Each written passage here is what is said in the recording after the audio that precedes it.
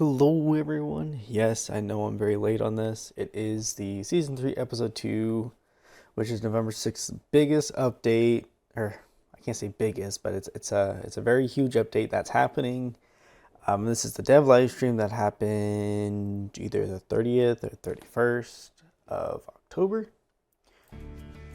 So we are gonna get into it here a little bit.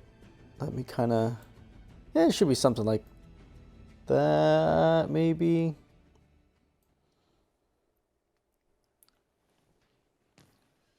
Hello, this is Jason, Community Manager for the first Descendant. Okay. Let's begin our October Anywho, so we're gonna kind of skip Jason here. Let me see. So let me see. I forgot what they're gonna really go over. I know it's the swords and everything else. We can just let them talk. Even after the November update, more modules for the swords will be coming in future updates. Yeah, and the next question is related to farming. There we go. Many players have mentioned that farming them is such a pain. Extremely tedious task. It is a very tedious task, guys. Planning any additional mitigations for swords?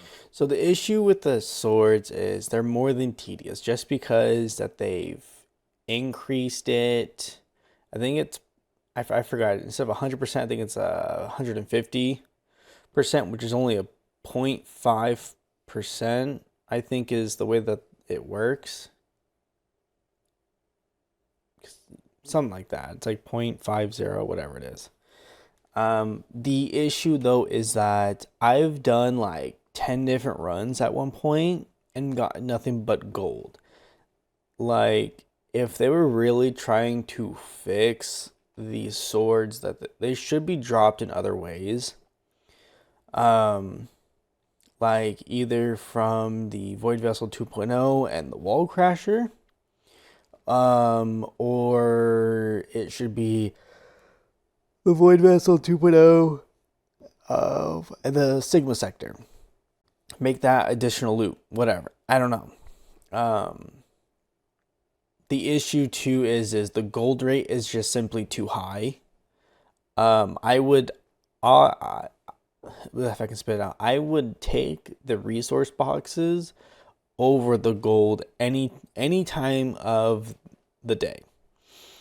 The issue is the gold rate is, for me personally, too high, and that should just be eradicated. Realistically, that should be swapped out with, let's just say, material box times 3, so you get 3 times the amount. Or the gold itself should just be chopped down to like 10%, 15%, and the other components should be higher. Now, yes, you can, I think it's on like 1 or 2 components that you can do the pity system on. But that's it. And it's still like you're still having to farm 10 plus rounds or dungeons, whatever you want to call it, before you even have a chance to even get it. Like, I've literally ran it all the way up to 90% and then finally got the pity system to kick in. And that's another thing that I feel like that sucks with the sword components. So it's just like, if you're trying to fix it, I feel like either one, make it drop somewhere else, or increase its percentage to drop, or like each component I think is 9% or something like that. Make it 20% and just destroy the gold, because I don't care for the gold. I mean, I don't know if any of the other players care for gold. It's just redundant and it's stupid. Like, just kick it out. Farming. There's 많은 분들이 이 검파밍이 매우 좀 지루한. I missed the sword pass too. Unfortunately, I was ready to get it and I missed it, unfortunately. 혹시 계획하고 있으실까요? 지난 패치를 통해서 유효한 보관함이 더 자주 스폰되도록 하고 확률적으로 대량 재료가 파밍되도록 개선했지만 아직도 추가 완화가 필요하다는 의견이 많습니다. 데이터를 살펴보며 의도에 비해 부족한 Plus, I don't know how good the swords are. 이벤트를 통해 열쇠가 Granted, I've only gotten the heavy weapon one, and I really haven't played the past 3-4 days. 추가로 좀 완화시킬 예정입니다. So, Through the recent patch, we increased the frequency of spawning valid storage chests and improved the probability of farming large quantities of materials, but there were opinions that additional mitigations is needed. get rid of the gold. Reviewing the data to address areas falling short of our intentions, and we plan to address the shortage of keys through an event. In November, event rewards will include keys, further alleviating the stress of farming swords. The next Issue with the keys is that we can only get 5 of them. Or 6 of them. And that's after each clear, which means we can only open up 6 chests, which means we can only get a certain amount of material. The only way to do that is either have another way to get extra keys or give us extra material. Hence why we should get rid of the gold at the end and give us a material box. I'm just saying, like, it's not that hard. Get rid of the gold. Gold is redundant. question is related to the sword pass, and while it must be painful to hear this directly, there has been strong criticism from players regarding the sword pass. So criticism ranged from I'll be real. I really didn't realize the sword pass gave you gave you both the swords right off the bat, so you could just get them and be done, but you still had to go back and farm it. That's what I missed, and I wish I caught on early too. But I was dumb, and I was more furious with the sword pass than anything. I was just like, this is stupid. the price being unreasonable to the reward efficient. I did agree with that too, though. The price for it, I forgot what it was. If I remember right, it was like $20. I'm like, absolutely not. You guys are not getting $20 from me just so I can have 2 swords that I can just, unfortunately, be free to play and just sit there, pull my hair out, and then leave the game for a week because I burnt myself out. Being poor compared to the battle pass, and even criticism about selling 2 passes within a single season. I don't really care for the whole battle passes and in one season. Like, it was more the price. Like, I hate to say it, like, it should have been at least $10 for at least to get the premium because of the short amount of levels that there was. And I think I stopped at like level 20 because I stopped playing due to work and everything else, and then it just disappeared, I guess, which sucks for me, but it's whatever. I mean, it just means I won't be able to get anything from there. But it just felt like it was short-lived, in my opinion, and just expensive. So we're curious about how the development team feels about this and would like to know the future plans the team is preparing for operating similar event passes like the sword. Well, I mean, you guys did it for the rush of cash. I mean, I'd be real. I mean, there's probably a lot of people that got the premium, because it was ridiculous to farm it to begin with. I mean, I wouldn't even want to sit there and max them up to level 4 with their abilities because it takes 10 years. 예, 그래서 다음으로는 좀 건패스에 대한 질문인데요. 좀 마음이 아프실 수도 있지만 Just a cash and grab. 플레이어분들의 강력한 비판들이 있었습니다. 예, 그래서 그 개발팀은 좀 이에 대해서 어떻게 생각하시고 향후에 이런 건패스와 같은 이벤트 패스를 어떻게 좀 운영을 해나갈 계획인지 좀 궁금합니다. 네, 먼저 건패스로 인해서 많은 I have no idea what they're talking about now. Something with the swords? 다시 한번 사과드리고요. 이벤트 패스 시스템부터 초월 등급 무기 스킨까지 처음 시도하는 것들이 좀 많은 상품이었는데요. 플레이어분들의 마음까지 좀 충분히 고려하지 못한 것 같습니다. First off, we sincerely apologize for the disappointment caused by the sword pass. From the event pass, It was only a disappointment because it took forever. It wasn't fun. And that's just a personal thing. Like, I got tired sitting there trying to grind 10 runs back to back. At first, it was a struggle because no one was really prepared for it. Like most of my groups, we still passed. It took forever to somewhat clear. It was like a good 5, maybe 6 minutes each, right? So you're sitting there for almost an hour, a little over an hour, doing one thing over and over and over and over. Sure, you have to add in some of the good groups I got. You know, it's no fault to other players. I was at fault too, as I wasn't used to the runs.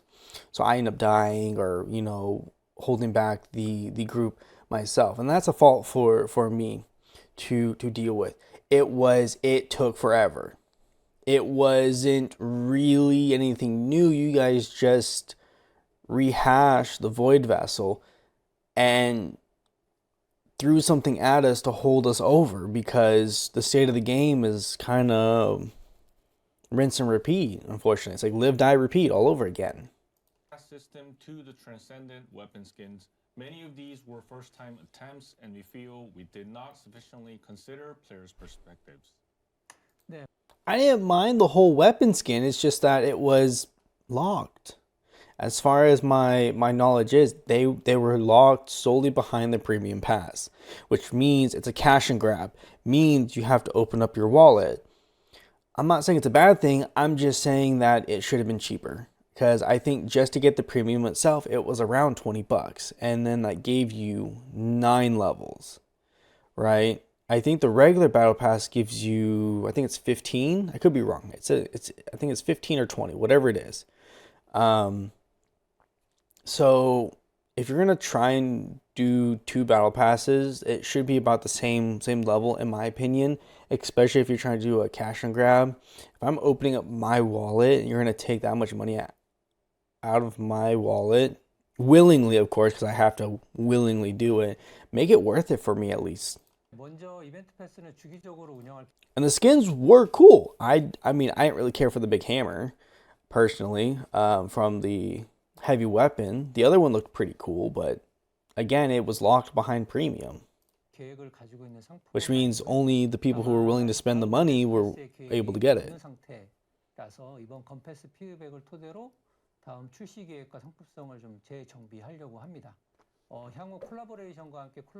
Sorry guys, I'm drinking coffee too. And personally, I think this whole sword thing was a bit of a rush, as again, it was just to hold us over. So the event pass is not a product we plan to operate periodically. There are currently no plans for a subsequent event pass, and we intend to reorganize future release plans and product offerings. Sorry guys, Feedback from my dogs are barking because my mom's home. Reintroducing event passes primarily in conjunction with collaborations, where collaboration items form the overall core. So we will thoroughly reorganize aspects like price tiers, reward items, and free-to-play content structure based on player feedback. Lastly, I'd like to address the recent issue regarding Halloween skins. So while we've already outlined our future plans in the commentary, I'd like to summarize the issue. They looked cool, I just didn't really care. Was criticized for lacking distinctiveness as an individual skin. In other words, the value was insufficient for the price. I do agree though, like I don't remember if they were a bundle or they were separated. That part I can't speak on because I don't even remember. Yes, I can open up the game and we can figure this out. I don't care. This video is going to be extremely long to begin with, so I'm not trying to add more time to it. I do agree though, it's just like, for the most part, they did look similar, if not to a point the same, just different colors. And I did find them to be a little expensive. Like, that's my biggest thing with this. Now, yes, you guys can argue that I came from a heavy cash grab game, Terra. I did, right? I did. I dropped money on that game. Learned from my mistake. For the most part, though, it was a way to upgrade too, though. Like, and that was the thing you can argue here. It's just costumes that really don't do anything. There is no upgrade. And that's kind of how I feel. Like, is it worth me dropping, let's just say, $50 for 3 costumes? No, it's not worth $50 to drop three to drop. I mean, it's not worth it to drop $50 to get 3 costumes. That's heavily expensive in my opinion. I would rather sit there, either save the $50 or spend the $50 somewhere else. And that's just a personal thing.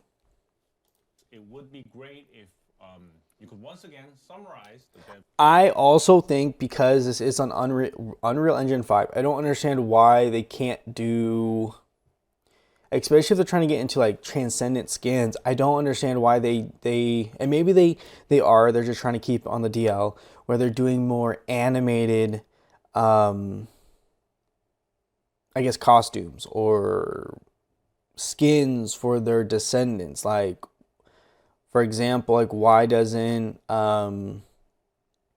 let's just do Falby or Freyna, right? Why not do something that has a water effect or like a poison smoky effect that's solely her costume? Something like what we had with Bunny, where she had that skull costume and everything. That's now hopefully never ever going to come back, and I wish it did, because I would grab it in a heartbeat. I know Valby had one. It looked really ugly. Like, I don't understand why they can't do something better, or maybe they're thinking about it. I don't know. I feel like they could do better with the skins, and they're trying to get away with it. Personally, I feel like, and just trying to make everyone barely satisfied so they can just take the money and run.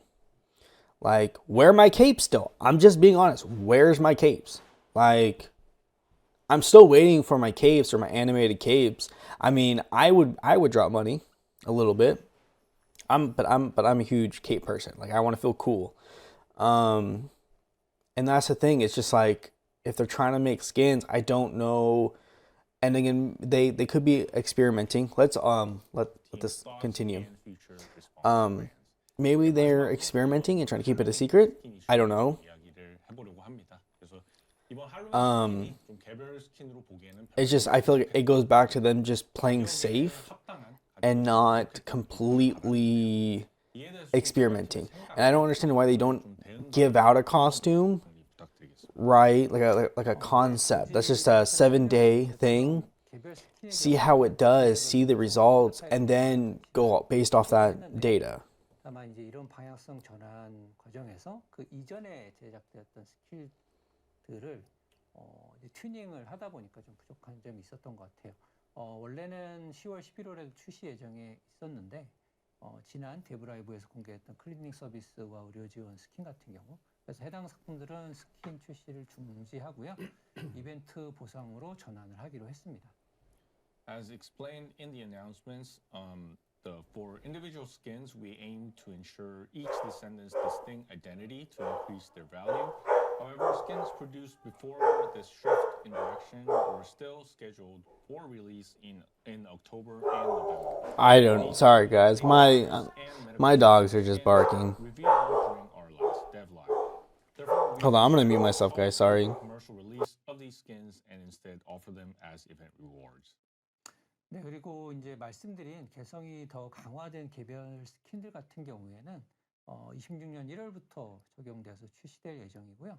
그래서 이후에 출시되는 개별 스킨들은 계승자별 개성을 더 잘 표현할 수 있도록 만반의 준비를 하도록 하겠습니다. 다시 한번 사과의 말씀을 드립니다. Yes, so the individual skins with more distinct Okay, sorry guys. For release starting January 2026. We will make thorough preparations to ensure that all individual skins released thereafter better express each descendant's unique character. Once again, we sincerely apologize for the recent issues. Again, I don't completely care. I feel like if you're trying to make them unique and trying to go this transcendent way, I just make them animated. Make them kind of what the character is. If it's lightning, make it have a lightning effect. Or a cape. I'm just saying, capes, please. Or like a really cool mask or whatever. Like at that point, it would justify for the most part it being, let's just say, $12.50, right? It's animated, right? It's not some plain Jane thing. It's animated. It's for this character. It's a Transcendent module. Done. Yes, it's still pricey. Sure, yes, or make it a 1100. You know, um, that's just my take on these skins. Like just straight up. Yeah, so thank you for the detailed explanation.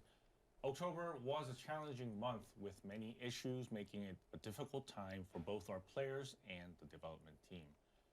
Yeah, I think October did suck because I stopped playing due to I kept crashing. Listening to feedback and working towards better solutions.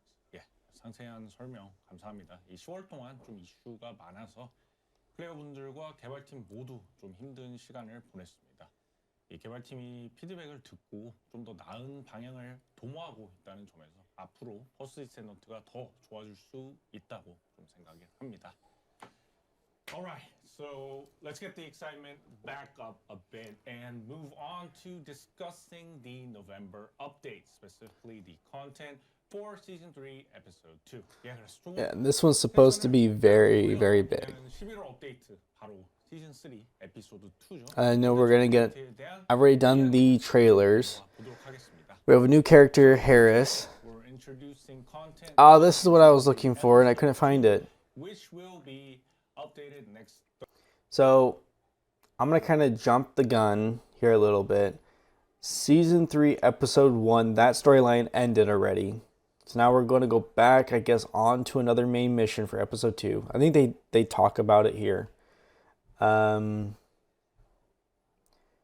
This dungeon looks okay. I don't quite know. I don't remember much about it. New Descendant Harris. Again, I would rather us focus on the Descendants we have now and get the prime versions of those or the ultimate versions of those. Personally, is my thing. But whatever. There's gonna, I guess, gonna be a trading system. I don't know how to feel about it just yet. As I don't know what we're gonna be willing to trade, how we're gonna fix or consider what it's worth and all that fun stuff. Season 3, Episode 2 Battle Pass. There is a new weapon I haven't gone over yet or even done the trailer to. I'm hoping I can do that here.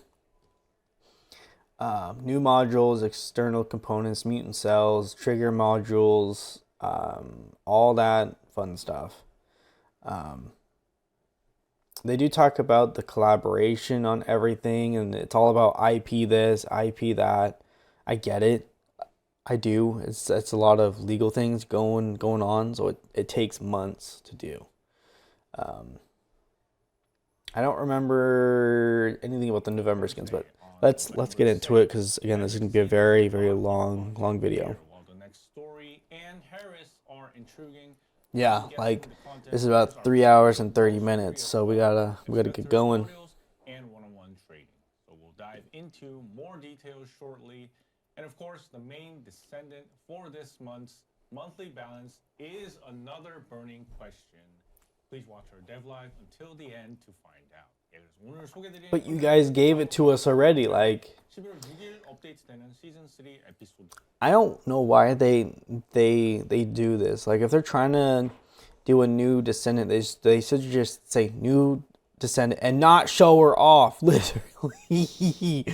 Like, how are we gonna wait to see the new descendant when you guys give us the name already and showcase her already? It kind of defeats the anticipation. 그래서 목차에서 이 다음 스토리와 해리스 아마 많은 golly. 성각자 모듈과 1대1 거래 등이 좀 보이고 있는데요. 이 월간 밸런스 또한 많은 분들이 좀 궁금해하실 텐데 이것도 공유드릴 예정. episode 2. 예, 그럼 바로 시작을 해볼 텐데요. 먼저 시즌 3 에피소드 2의 메인 트레일러부터 한번. I think the trailer is gonna show up.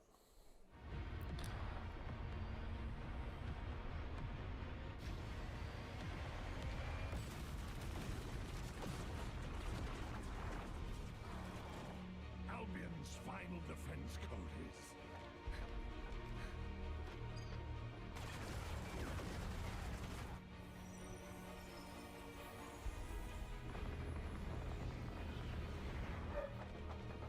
We're still searching.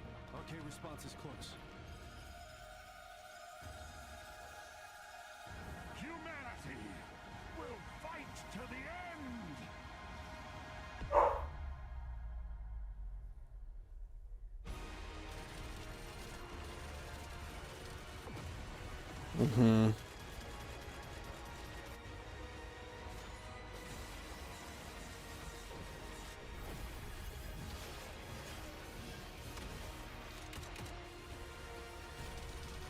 See, that bit had me confused.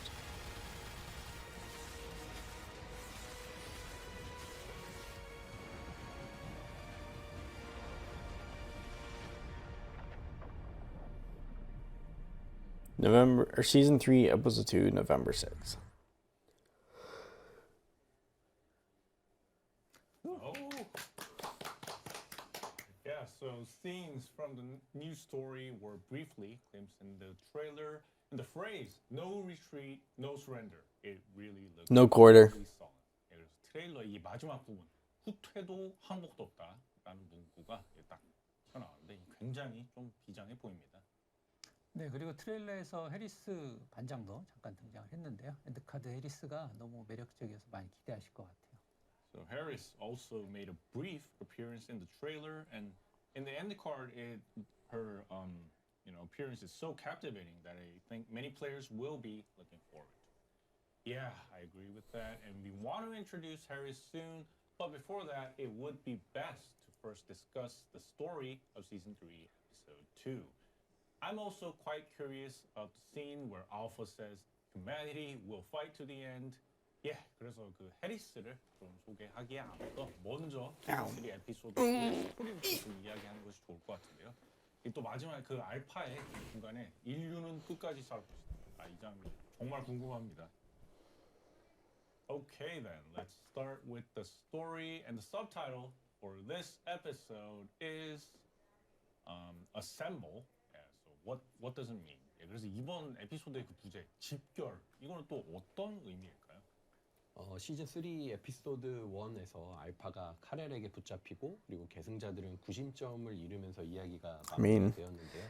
이번 에피소드는 구심점을 되찾기 위해 계승자들이 힘을 합치는 이야기를 다루고 있습니다.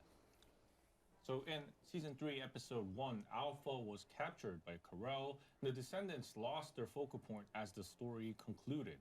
So this episode, it deals with the Descendants joining forces together to regain that focal point. Was he captured? I thought Nell was captured. Although I don't remember season 1, the first episode. Story, all of our descendants will appear, and hearing like each descendant's unique dialogue is probably one of the fun elements of this episode. Indeed, so with so many descendants appearing and the title being Assemble, it feels like the story is heading for its climax. 예, 그래서 제목도 집결에 이 말씀하신 대로 계승자들도 대거 좀 등장하니 Time to bust a nut, I guess. 가는 그런 느낌이 듭니다. 네, 에피소드 2는 카렐과의 최종전을 향해 가는 길목에서 중대한 스토리의 전환점이기도 합니다. 퍼스트 디센던트의 처음부터 스토리를 기억하시는 분들에게는 또 하나의 서사가 종결되는 에피소드이기도 합니다. So episode 2 also serves as a major turning point in the story as we approach the final battle with Karel. For those who remember the story from the very beginning of the first Descendant, this is an episode where one narrative arc concludes. So if it's a major turning point in the story, does that mean the story from season 3, episode 1 comes to an end? Yup. 중대한 좀 스토리의 전환점이라면 그럼 시즌 3 에피소드 1의 그 이야기가 완전히 마무리되는 걸로 생각하면 될까요? 지난 이야기에서 계승자들이 흡수한 This is like a whole different story. 폴리포스의 처음 문을 열려는 카렐의 계획이 드러났잖아요. 카렐과 대립하는 과정에서 알파가 붙잡히기도 했고요. 네, 큰 부상을 입었던 해리스는 커다란 희생을 감수하고 그리고 계승자로서 재탄생하고 엑시온을 무대로 펼쳐졌던 이야기가 에피소드 2에서 마무리되게 됩니다. So in the previous story, Carell's plan to open the dimension gate to Clifford using the Ironheart energy absorbed by our descendants was revealed. And Alpha, he was captured during the confrontation with Carell, and Harris, who also suffered severe injuries, makes a great sacrifice to be reborn as a descendant. And Wait. Sorry, guys, hold on. Was it nil, they said? Gate to Clifford using the Ironheart energy absorbed by our descendants was revealed.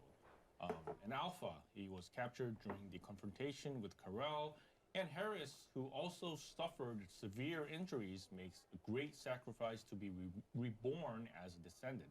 And the story that unfolded on Axion will conclude in episode. Oh, Harris. Yeah, so season 3, episode 2, Assemble, got me super excited as well. And we can play it just a week later on November 6th. And I also heard that a new dungeon is being added as well. 예, 그래서 일주일 뒤 11월 6일에 이 에피소드 2 집결 스토리를 바로 만나보실 수 있습니다. 이때 또 그 새로운 던전도 좀 추가된다고 하죠. So we're introducing the Supermassive Receptor dungeon.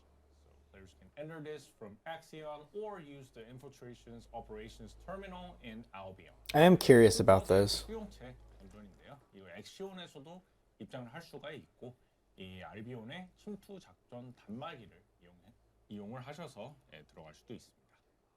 네, 초거대 수용체 던전은 연구 시설인데요. 자세한 내용은 좀 스포일러가 될 수 있어서 오늘은 설명을 줄이도록 하겠습니다. 이번 던전은 But I don't know what the rewards are going to be. It's probably where we're going to have to farm Harris. 차원에서 전투를 시작해서 초거대 수용체 내부로 침입하게 되는 구성입니다. The Supermassive Receptor Dungeon is a research facility. I'll keep details brief to avoid spoilers regarding the story. And players can use hoverbikes in this dungeon as well. And the setup involves starting combat on the vast Axion plains and infiltrating the interior part of the Supermassive Receptor Dungeon. And I've heard the Supermassive Receptor Dungeon is like visually very unique. 그래서 이 초거대 수용체 던전에 좀 시각적으로도 매우 좀 독특하다고. I don't remember 네, 보시는 if they show the inside. Oh, yeah. 표본이 이렇게 전시되어 있는 거대한 공동에서 전투를 치르게 되는데요. 그래서 굉장히 압도적인 느낌을 받을 수가 있습니다. 그리고 또 플랫폼이 움직이는 도중에 전투를 시작하게 돼서 새로운 경험을 제공하기도 하고요. As you can see, battles take place within a massive cavern, displaying colossi. This must be very huge if they have strapped up a full-on Colossus. Combat commences while the platform is moving, offering a new experience as well. Wow, so even from just the images we're seeing over here, we can feel the overwhelming sense of space. I can't wait to see what it feels like to experience it within the game. And we have new enemies here as well, right? So 그래서 이미지로도 이 정말 압도적인 좀 공간감이 느껴지는데 또 새로운 적도 이번에 좀 등장을 하죠. 네, 맞습니다. 초거대 수용체 던전 보스인 패턴 플로레스. Didn't we see something like that more at the start of the game when we first played? Wouldn't count as a new enemy, but 그래서 보스의 패턴을 피하는 것이 되게 중요한 요소입니다. So this is the Supermassive Receptor dungeon boss, Pattern Flores. It attacks players. it looks like a maps reskin. lasers and Arcanerve bundles that look like tentacles. So avoiding the boss's patterns is crucial against this enemy. When I think of Axion's mission bosses or like the Void Vessel's Arcus Slayer, it makes me wonder if we should prepare Serena to tackle this boss as well. 예, 그래서 이전에 좀 그 액션의 미션 보스들이나 이 보이드 베슬의 아르케시에자를 생각하면 역시 또 세레나를 준비해야 되나 하는 생각이 좀 우리가 드네요. 이렇게 또 불편한 얘기를 꺼내시는 거죠. Something 은근히 talking about Serena. 예, 그렇습니다. 네, 세레나는 여전히 가장 강력한 계승자죠. 네. 다만 계승자 간 밸런스는 계속 정상화를 시키기 위해 노력 중에 있고요. 그리고 패턴 플로레스 같은 경우에는 공중의 세레나를 견제할 만한 패턴을 가지고 있어서 완전 무력하게 당하지는 않지 않을까 기대를 하고 있습니다. Yeah, of course, Serena remains undeniably as the most powerful descendant. We're continuously working to normalize the balance among our descendants. That makes And sense. Flores also possesses patterns capable of countering Serena in the air, so it shouldn't be completely helpless against her. Yeah, actually, when I tested it, I found that left picks overkill was much easier for defeating the boss than dodging patterns with Serena. So, through recent monthly balance adjustments, we've seen various descendants being chosen in dungeons. So, I hope various descendants will be chosen in the Supermaster Receptor dungeon as well. 그래서 제가 좀 테스트를 해봤을 때는 이 세레나로 막 패턴을 피하면서 공략을 하기보다는 랩픽의 포화가 좀 훨씬 좀 수월하게 볼 수 I guess it just depends on how hard it is 수용체 and what characters make it easy. 밸런스된 다양한 계승자들이 활약하길 기대해 보겠습니다. Now, I'm assuming we'll be seeing this descendant a lot in our new dungeon, which is Harris. So, Harris, I think this might be the content players are most eagerly awaiting today. First, let's look at Harris's trailer. 예, 그래서 아마 오늘 가장 많은 플레이어분들이 좀 기다리는 콘텐츠 중에 하나가 아닐까 싶은데요. 바로 해리스입니다. 그래서 먼저 좀 해리스의 출시 트레일러부터 보고 돌아오겠습니다.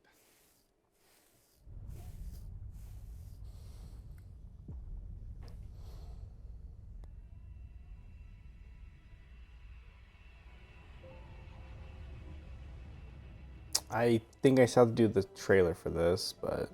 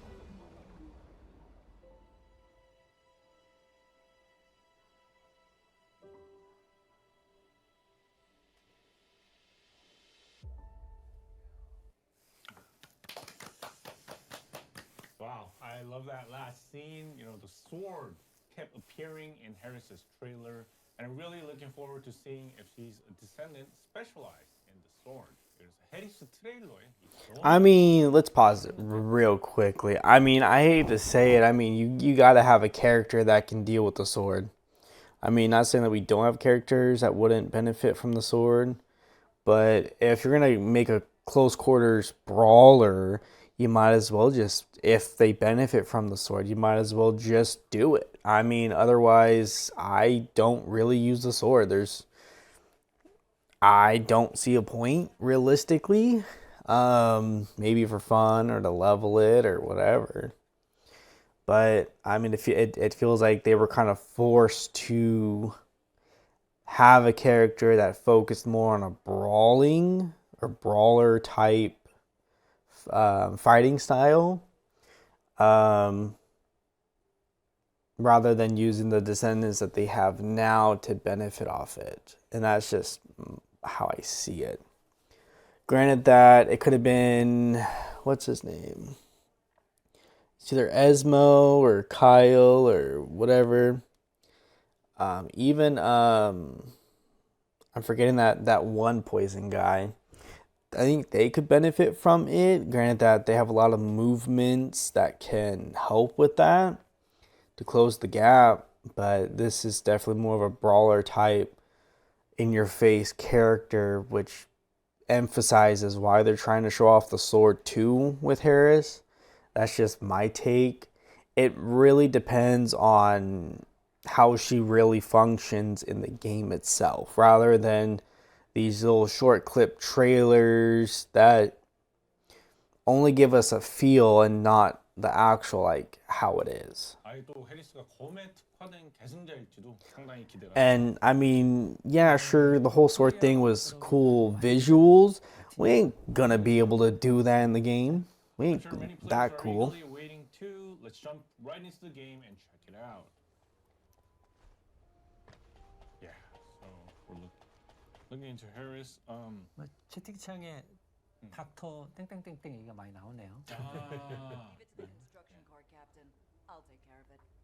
wow, that's very. Reminds me of the guy from Spider-Man, Dr. Octopus guy. Is so well made. It feels like she has the Summer Paradise skin on her, but even though she doesn't, right? 그래서 이 해리스의 이 캐릭터 디자인이 정말 너무 좋은 것 같습니다. 너무 잘 뽑힌 것 같습니다. 네, 해리스가 계승자로 등장한다고 해서 이 엑소 암즈 I want to see her abilities. 활용을 할 기대가 컸거든요. 오늘 드디어 그 모습을 보여드리는 날이 되는 것 같습니다. Yeah, I was really looking forward to seeing how Harris would utilize exo arms as a new descendant, and today is finally the day we get to see it. 네, 해리스의 엑소암즈는 척추의 신경망을 대체하는, 그러니까 해리스의 신체 일부분이라는 설정을 가지고 있고요. 이전 스토리에서 카렐에게 척추가 부서질 정도로 부상을 입었었는데 이후 Guys, can you show us the abilities, please? 자원을 하고 엑소암즈를 장착하면서 더 다시 전장에 설 수 있게 되었습니다. So Harris's exo arms are designed to replace the spinal neural network, meaning they are an essential part of Harris's body. And in the previous story, she suffered injuries from Carell that are severe enough to shatter her spine. After volunteering as the first test subject for Forced Arcade Awakening, she was fitted with these exo arms. See, I don't remember ever that happening. I mean, I get it. Maybe it's just lore and everything, but I feel like it's not canon because it really wasn't emphasized in the fight. She did get beat up pretty badly though. 하나씩 살펴보도록 하겠습니다. Is that the eraser gun? Oh no, that's a new skin. 속성을 가지고 있고요. Alright, stop. Gains or consumes toxins each time a skill is used. Grants a variety of effects based on the number of toxins. Okay. Internal toxin control. 공학 융합 타입의 스킬 딜러입니다. 네. Stop. 비교적 Hey. 잘 어울리는 Brother. 구성을 가지고 있습니다. 먼저 스킬 I don't want to go back. So Harris is a We got some new modules. That looks really cool. using tech and fusion type skills and does not use MP. Her skill set is relatively well suited for close combat. Yep. Let's start by looking at her basic skill configuration. 네, 해리스는 스킬을 사용해서 독소를 모아 효과를 얻거나 스킬 자원으로 활용하는데요. 독소가 모이는 단계에 따라 재사용 대기 시간을 감소시키거나 방어력을 올려주거나 근접 무기와 스킬 위력을 상승시킵니다. Harris accumulates toxins through skill usage to gain effects or utilize them as skill resources. And depending on the toxin accumulation stage, it will reduce cooldowns, increase defense, boost melee weapon and skill damage. Oh, melee damage. I told you guys. Crushing charge. Inflict Toad, which is a pool or a CC.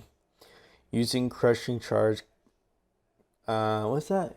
Consecutively within the combo duration enhances the attack. I swear I'm not going to beat up my dogs, but their barking is getting out of control.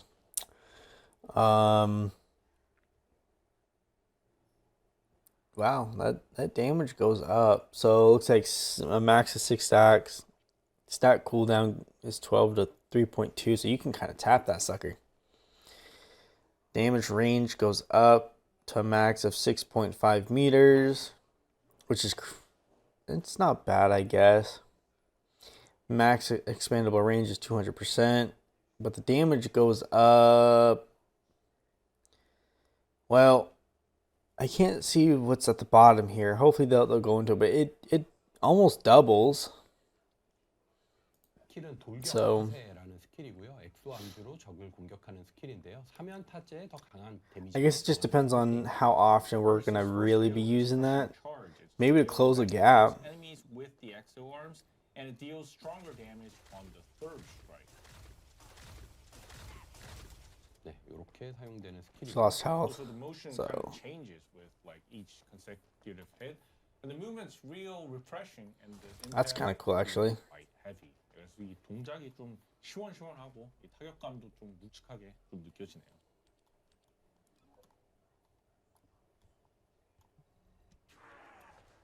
네, 그리고 이렇게 살짝 몬스터들을 견인하면서 타격하는 특징을 Toes them into the damage is not bad.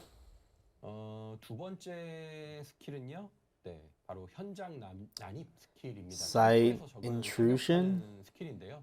적중한 적의 수에 비례해서 방벽을 획득할 Protect the 때 barrier 공격을 proportion to the number of 효율적으로 enemies 활용하는 hit. 좋은 스킬입니다. So you hit 20 enemies, you get a second barrier skill, sight intrusion. times 20, radius of 18 meters, cooldown's 10 seconds. Duration is 4 seconds. When attacking Colossus. Okay. I don't know where they're going with that.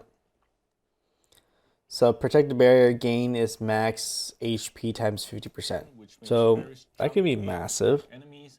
Players can gain a protective barrier proportional to the number of enemies hit. So it's a great skill to consistently use for close combat. 이 스킬의 설명은 간단하지만 아주 재밌는 Well, 액션을 가지고 있는데 You might. It just looks like you might as well go with. Description is simple, but it has very fun animations. Oh yeah, right here, like almost 100,000. Average DPS was 27. We'll just round that up to 28. Max DPS was almost 58 million. Right? Yeah. But I think they were level 1, so I'm not trying to go too crazy and glaze it. That's pretty cool. So it's a shield. It doesn't go over your health. Ajax's Void Walk, in which Ajax jumps and strikes downwards. I wonder if she's gonna be a shield character So because players like press the skill button again in mid jump. It can change the direction like that. so you can fling yourself. 네, 키보드에서는 is what I'm hearing. 조금 더 다른데요. 이렇게 한 번 더 스킬을 누르고 마우스가 포인트가 Are they gonna grapple and then do it too? 가게 됩니다. So I'm curious. When you're doing the keyboard and mouse, it's a bit different, but where your mouse is over there aiming, that's where Harris is headed. 네. 그래서 이런 식으로 사용하는 거죠.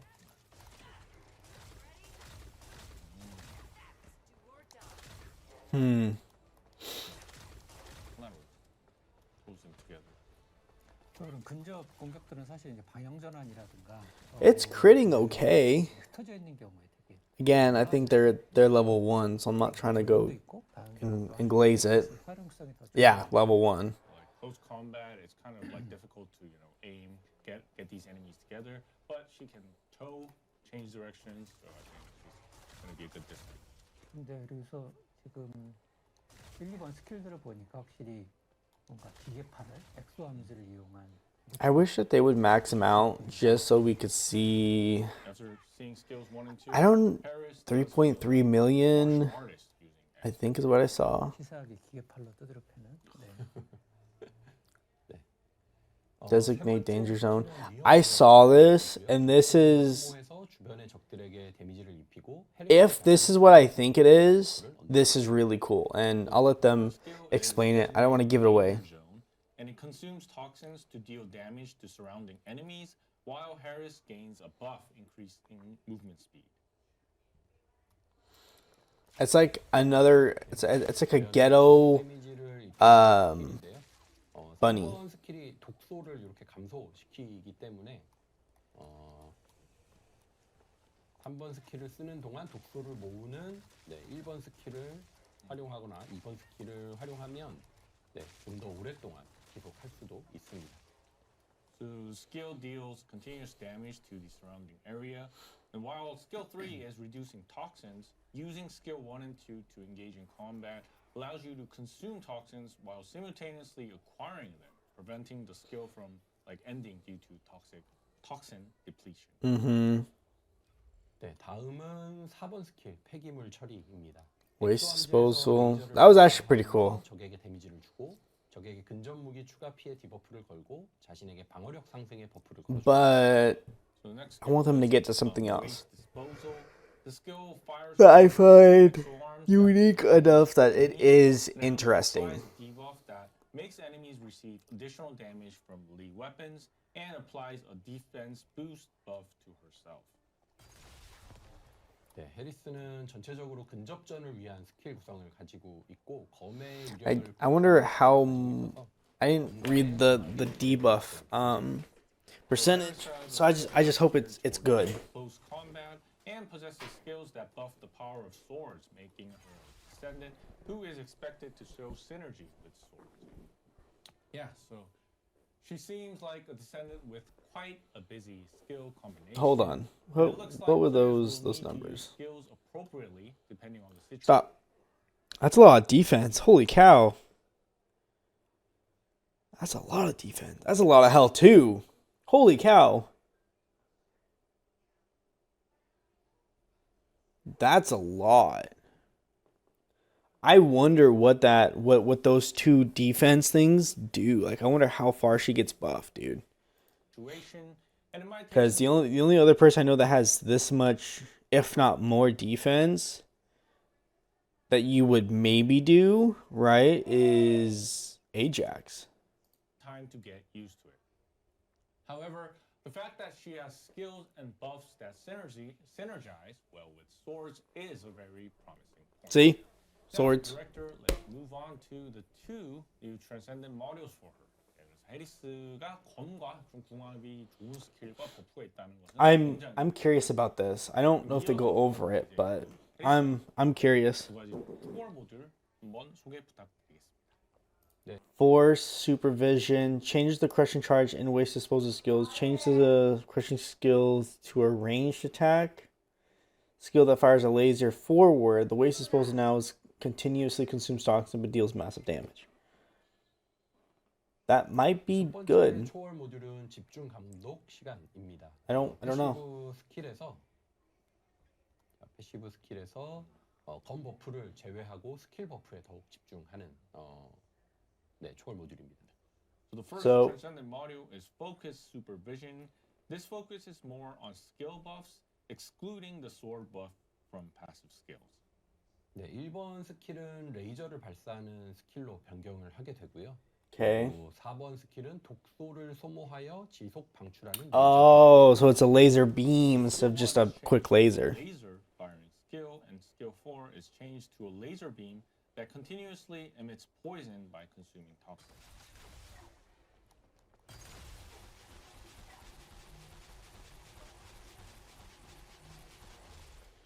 I don't know how I feel about it. 두 번째 초월 모듈은 안전. Oh, I think she was buffed up to 108 defense. I saw that. 동시에 더 많은 보호 방벽을 획득하는 Unless they use a different build.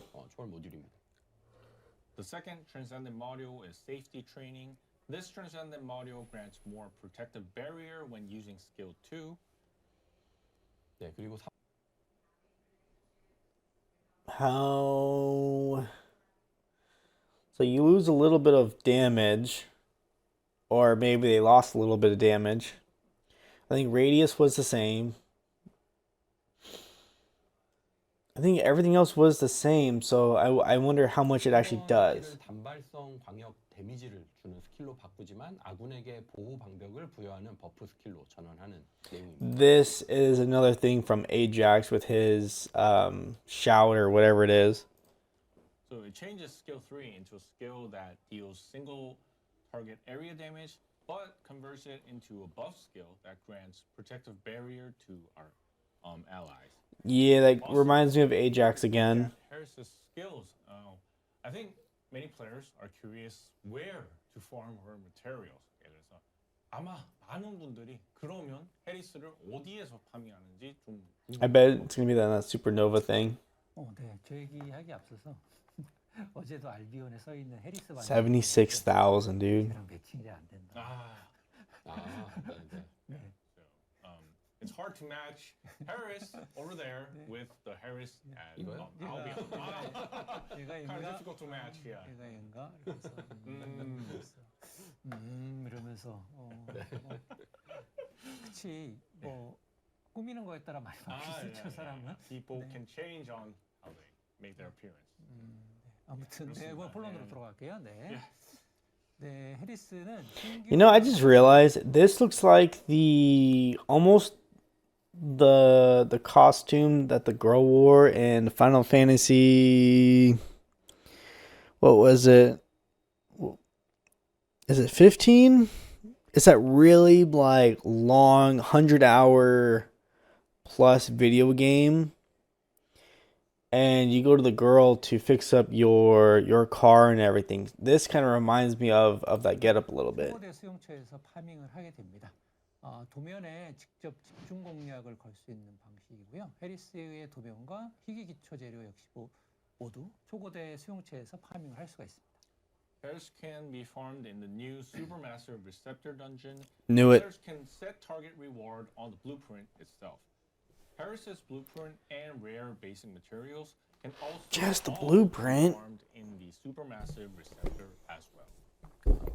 저희 그 지난 로드맵 공개할 때 친구 던전을 전부 다 그 보이드 베슬로 오타가 있었더라고요.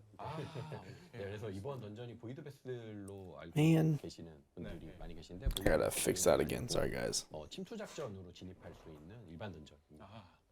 So previously, we explained that all of our new dungeons were the Void Vessel. Well, unfortunately, that was a typo.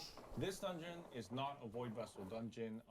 Players can enter it through the infiltration missions. So, yes, so this is not a Void Vessel. So it's a new dungeon. Yeah, so moving on, let's look at Harris's premium skins. Now, the first skin we're seeing here is the offshore work suit. I don't remember seeing her skins, but 좀 살펴보려고 하는데요. 먼저 보실 스킨은 해상 작업 슈트입니다. 네. 해상에서 저렇게 I don't know how I feel.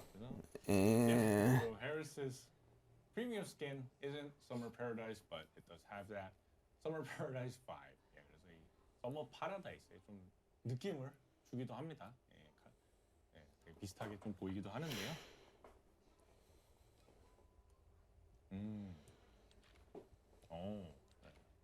Can you guys not moan in my ear, please? Thank you very much. I'd go with the hat. I like the hat. 이게 제일 잘 어울리는 것 같아요. 해리스의 이미지.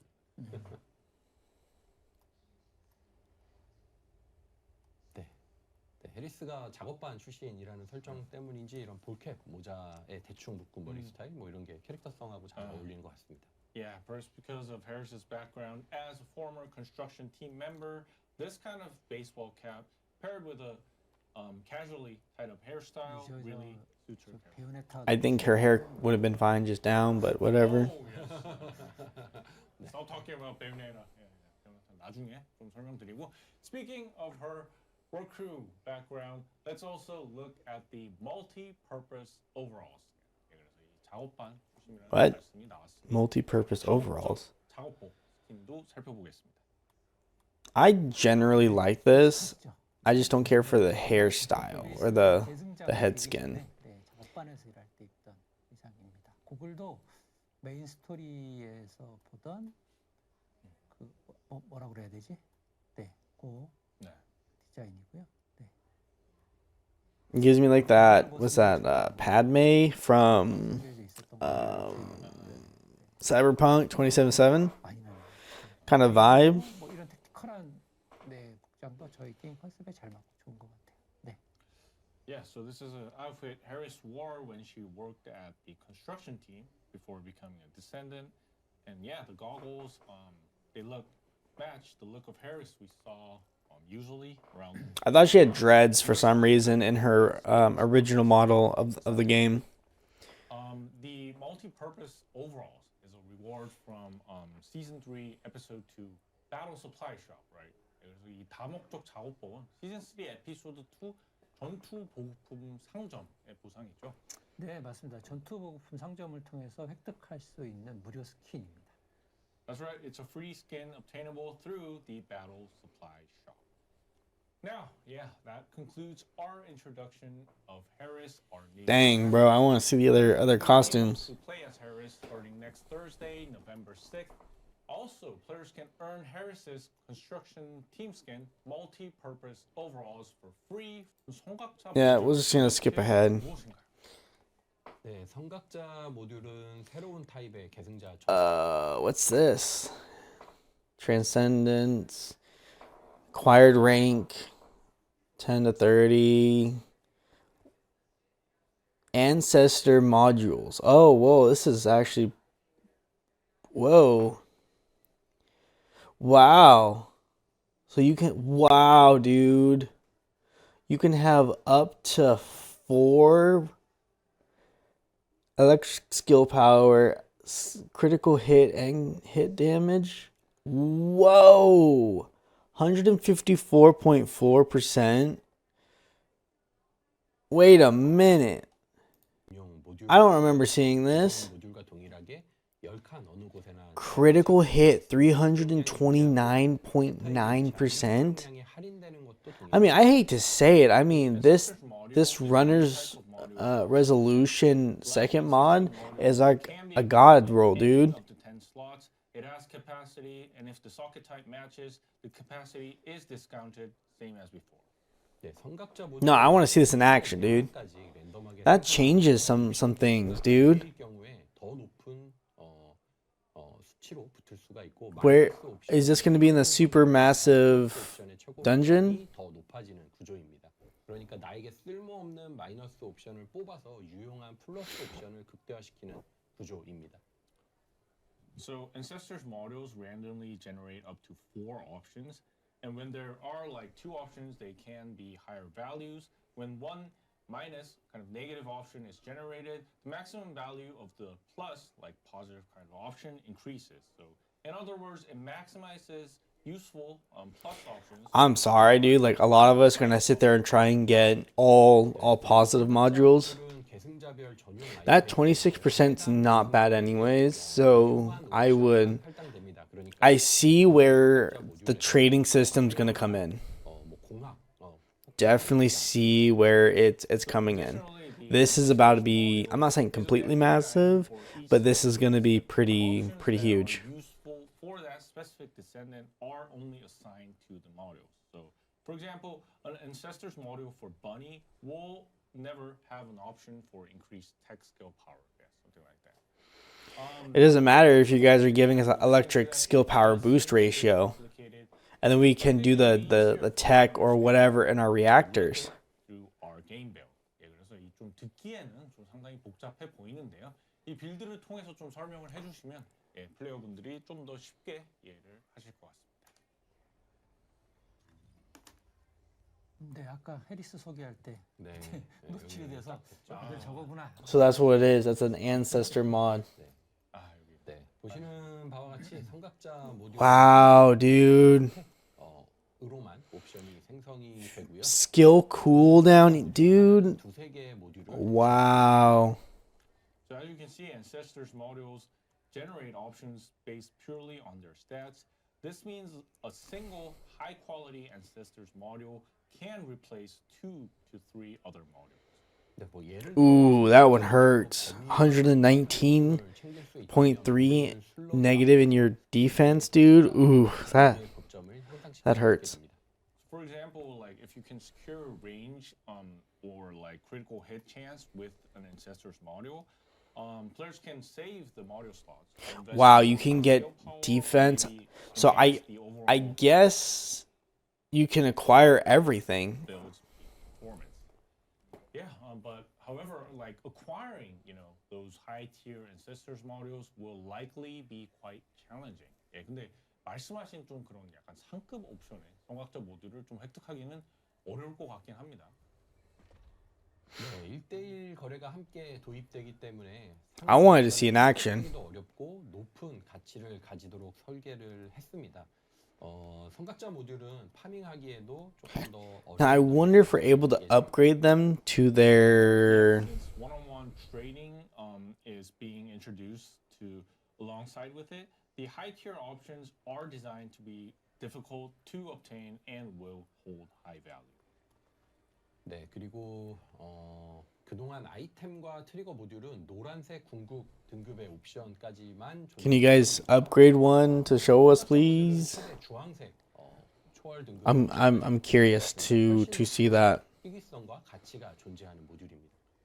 So until now, items and trigger models only had options up to the yellow kind of ultimate tier, but Ancestors modules can have options up to the orange kind of Transcendent tier, and it is a module with significantly higher rarity and value. Then, like, if Ancestors modules become tradable, how will, their overall balance be adjusted? 예, 그럼 말씀하신 대로 이 성각자 모듈이 그럼 거래가 되면 아무래도 He should be moved right next to it. That's disrespectful to my guy. You're gonna sit there and kick him to the side. 계승자는 이 동기화 수치라는 능력치를 가지게 되고요. 이 수치가 높을수록 성각자 모듈의 효율을 더 높게 받게 되는데요. 성각자 모듈의 밸런스 조정은 계승자 동기화 수치를 통해서 단행할 예정입니다. So considering this, the Descendant will possess an attribute called synchronization value. So the higher this rating, the greater the efficiency gained from the Ancestors modules. And balance adjustments for Ancestors modules will be implemented through the Descendant's overall synchronization value. I'm also very curious about one-on-one trading. But yeah, Oh, hold on. There's that yellow that he was talking about a bit ago. I'm not right there too. Looks like there's 3 or 4 yellows, I mean. about that a bit later. Let's continue talking Maybe? about Ancestors That's a yellow and a purple. How can we farm them? 예, 그래서 1대1 거래, 이것도 아마 궁금해하실 텐데 조금만 이따가 좀 이야기를 해보도록 하고요. 이 성각자 모듈은 그럼 어떻게 파밍을 할 수 있을까요? 성각자 모듈은 주기마다 제한적인 수량만 획득할 수가 있는데요. 예를 들어 격전지의 원드 퀘스트 So, but we can get, looks like, as he said, the red.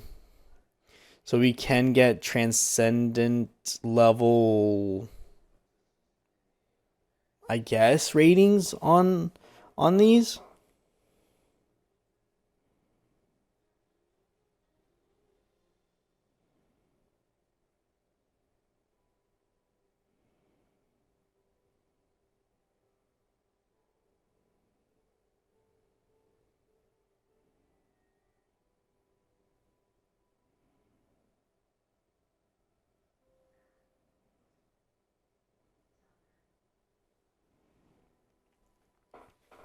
So, sorry guys, I had to look at my phone. 섹터 1일 완료 보상 6개월도로 Cannot, oh, so you cannot enhance or combine. Only be obtained in limited quantities per cycle.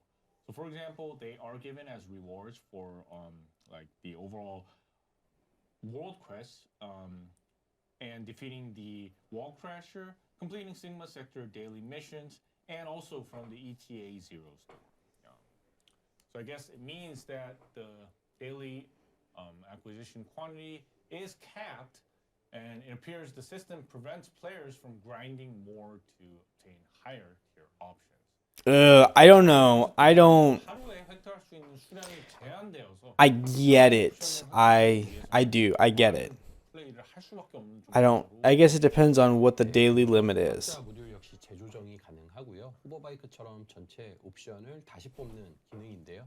대신에 이전 옵션과 새로 뽑은 옵션 중에 선택할 수 있는 기능이 주어집니다. Therefore, Ancestors models can be readjusted. So, like the hover bike, this allows you to re-roll all of the options. But Wow. Wait. We need to backtrack here. Everyone, hold on to whatever you are doing. We are able to re-roll these suckers. So forget trying to combine or enhance them. I mean, that makes sense on why you only need a daily cap. I mean, if you can just acquire one for your character and then be able to sit there and farm the materials or just give up your gold to re-roll it? I mean, heck yeah, sit there and get a god roll? Oh yeah, dude. Previous options and the newly re-rolled ones. Yeah, so looking at the screen right now on the re-roll, it seems like... Oh, please, please, stop. Everyone, hold on again. Stop. Hold on, back it up. Zero store. So I guess it means that the daily acquisition quantity is capped, and it appears the system will also be given the option to choose. 네, 지금 저기 나오는 Oh dang, hold on. 숫자 That is massive. 재조정에는 I was trying to backtrack here. 필요한데 이 재료는 대부분의 콘텐츠에서 모든 콘텐츠에서 파밍할 수 있도록 했지만 엑시온 격전지가 If it really was, 파밍처가 될 예정입니다. oh wait a minute, what's that? Hey, hold it. No. I didn't see that.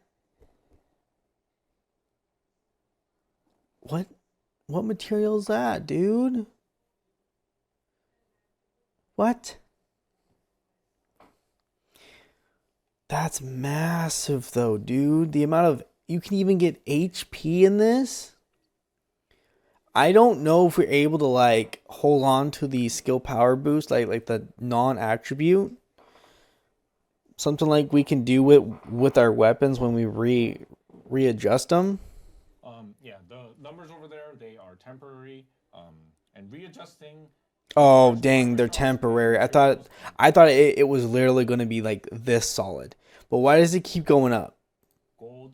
So these materials can be farmed in most of the content, but like the So you're telling me every reroll you do, it goes up one reroll? That's insane. on battlefields is expected to be the most efficient farming spot. 네, 그리고 성각자 모듈은 아이템별로 재조정 횟수를 카운트하게 됩니다. 재조정 횟수가 늘어갈수록 더 많은 카이퍼와 재료를 소모하게 되기 때문에 적절한 수준에서 재조정을 중단하는 것이 효율적인 콘텐츠입니다. Additionally, Ancestors modules count the number of readjustments per item, and as the number of readjustments increases, more Kuiper shards and materials are consumed. So it's going to be efficient to like stop readjusting at an appropriate level. Yeah, so it seems the time has finally come to use our... So basically, we're going to get to a point where we have to re-get another one just in hopes we get lucky with that one, is what I'm hearing. That we've been saving up. I can't wait to see the changes the Ancestors modules will bring, and I think the builds... Are you insane, dude? If these numbers are true, and they don't really move those numbers from the start or adjust them in more updates, buffs, or nerfs, that's going to be insane, dude. That means that we can sit there and take off other crits or whatever, or that means that we could sit there, have our really low cooldowns, right?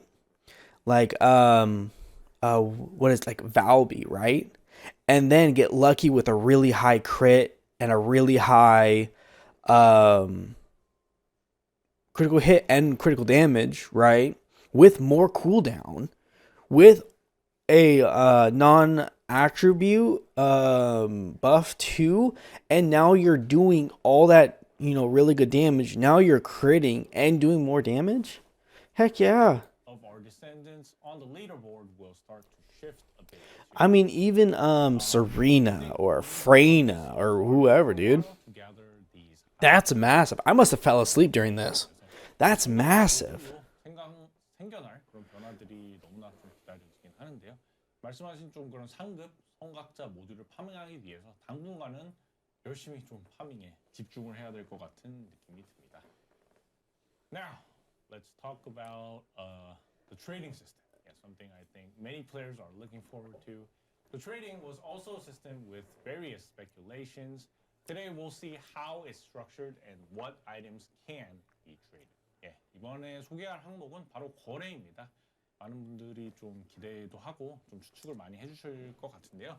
또 어떻게 이 거래가 구성이 되었는지, 그리고 거래 가능한 아이템들은 무엇이 있는지 하나씩 좀 살펴보도록 하겠습니다.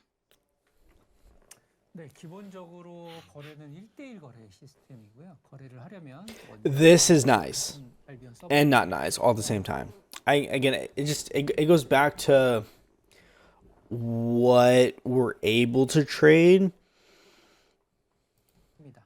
and all that fun stuff. 대상과 파티를 맺고 그 알비온의 거래 단말기 Because if it's just stuff like this, I don't know. So, trading is fundamentally a one-on-one system. So, to trade, both parties must be located on the same Albion server. After forming a party with the other trading player, players can initiate a trade with the desired player through Albion's trading terminal. So, can trading be done freely without any restrictions? 그럼 거래는 아무런 제한 없이 이렇게 자유롭게 할 수 있는 것일까요?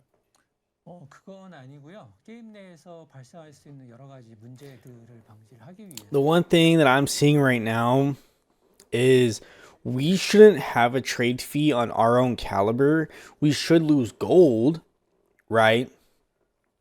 I think both parties should lose gold. But the only time that we should lose caliber is if we're trading. Like, looks like this person's trading 3 of these for 40 caliber. Why is he losing 4 and everything? Like, he should lose maybe 4 gold or 4 Kiefer shards or a mix of both. I think that would be a more fairer trade, but this is not okay. I don't agree with this, as this is money currency. So why are you going to tax us on more dollar bills? So I don't agree with there being a tax on caliber.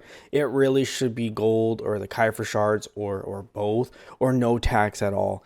The only time the caliber should be given is obviously trading on whatever the agreeable amount is, and that's it. This is a no for me. Absolutely not. You're not going to tax me on caliber that I have to work anywhere from 8 to 16 hours a day and then eventually spend money on this game.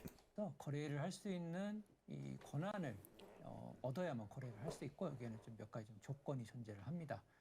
먼저 마스터리 랭크 15 이상을 달성을 해야 되고요. 거래 관련 퀘스트를 완료를 해야 됩니다. No, that's not the case. To prevent fraud and abuse within the game, there are strict conditions for obtaining trading authorizations. First, players must achieve Mastery Rank 15 and complete quests related to trading. 네, 그리고 이런 권한이 있다고 해도 하루에 거래를 할 수 있는 횟수가 제한이 되어 있고요. 이거는 마스터리 랭크에 따라서 횟수가 증가를 합니다. Even if a player is authorized, the number of trades a player can make per day is limited, and this limit increases based on the player's mastery rank. 지금 약간 트레이드 P에 대해서 좀 오해가 있으신 것 같긴 한데요. 네. 지금 화면에서 저 P가 지금 4로 네. 4칼리버로 되어 있잖아요. 저 4칼리버는 이 거래가 완료되었을 때 저 0001 플레이어가 얻는 40 칼리버에서 P가 나가는 것입니다. 그러니까 판매하는 사람은 칼리버가 없어도 판매할 수 있는 구조. 받는 사람은 이제 36을 받게 되는. 그렇죠. 네, 네. Yeah, so about that trade fee over there, that 4 caliber over there. So if you're a seller, it's even if you don't have any calibers, if you have 0 calibers, you can still sell. But what happens is after the trading is done, you will receive 36 calibers because as you can see on the right side over there, it says 4 That's calibers. dumb. So I don't agree with this. Is, something See, so I get what they're saying. So if this guy had 0, he got the 40, so now he has 40. Minus 4 is 36. I get that. Why are you gonna tax the guy for selling? Like, I get he earned it without buying caliber, but it's like, no, dude, no. Like, caliber should not be touched here. That is dollar bills. Like, no. that deducts the trading. I also too, I get it. It keeps it from going into a negative, I guess, number or factor within the game. I get that. But I'm sorry, I'm 2 seconds away from either talking to people in the community, maybe, or to abuse that because I don't want to pay no tax on anything. Absolutely not. I'm not going to sit here and drop money on the game and then sit here and trade over and over and over. And let's just say if it is a fixed rate and you're losing four, well, so there's only three. So if you do a full box, it might be 8. If you're doing constant,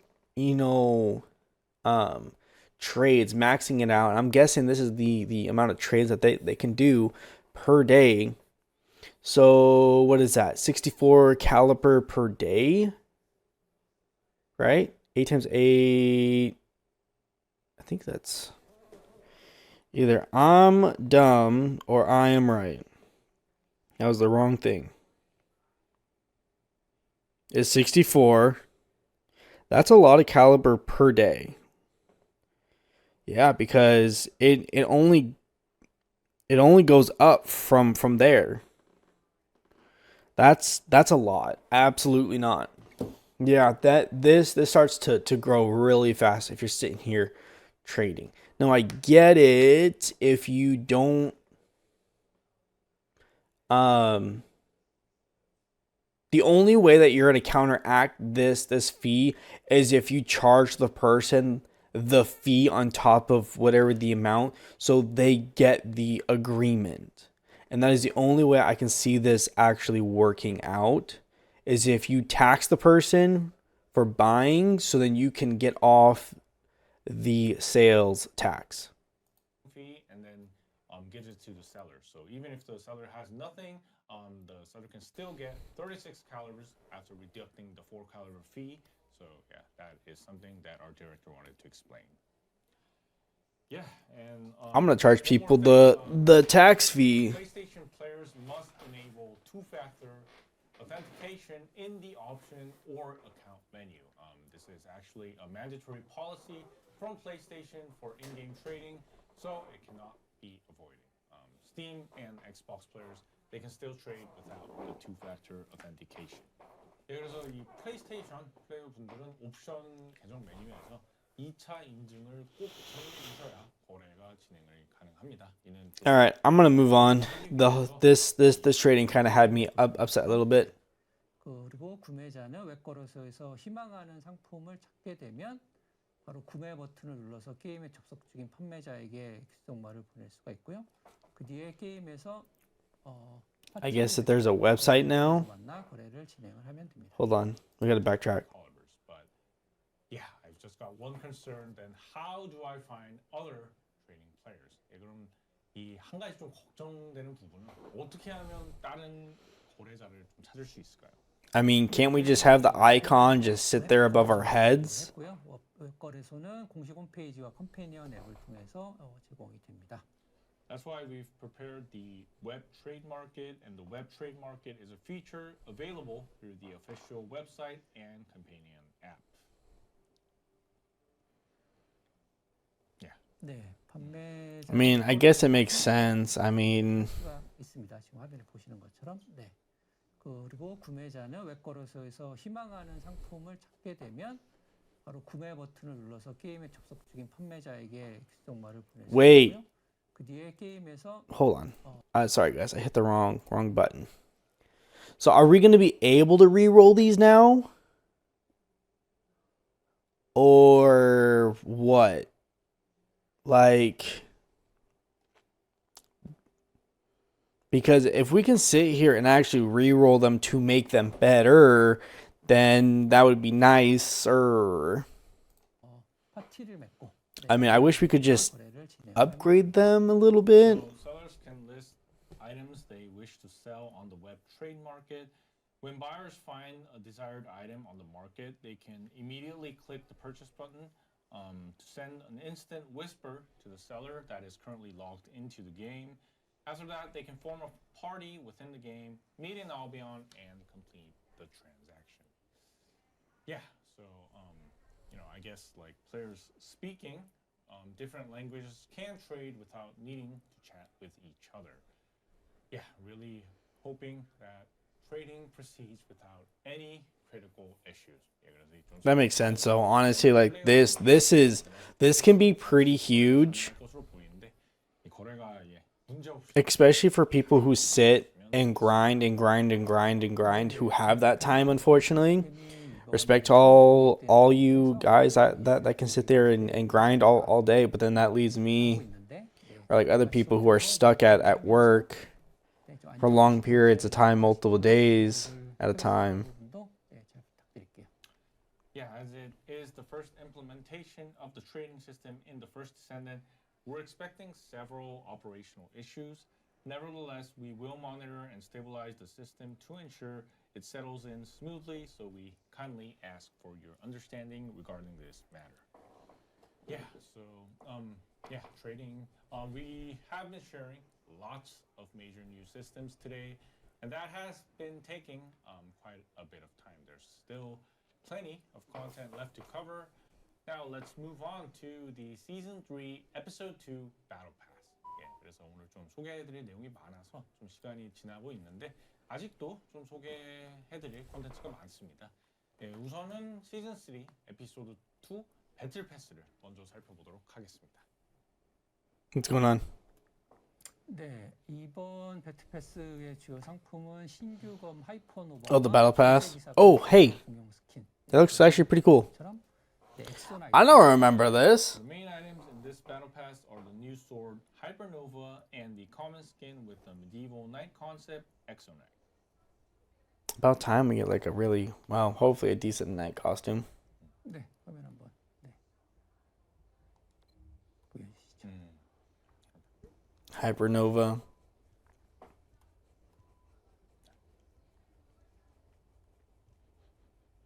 네, 마스터 오브 더 소드라는 소셜 모션이 들어있고요. I need some like lightsaber noises.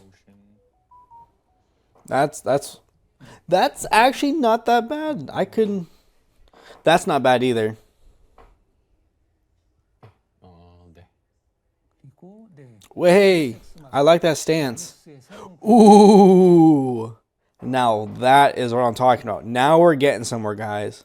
데몬 베인이 있습니다. 그리고 또 다른 소셜 모션 3개와 스폰 이펙트. I like that stance. I can deal with that. 되어 있습니다. Yeah, so this is Demon Bane, an ultimate skin for the Deus Ex Manus, and it also includes 3 additional social motions and 1 spawn effect. 네, 그리고 네, 소셜 모션 있고요.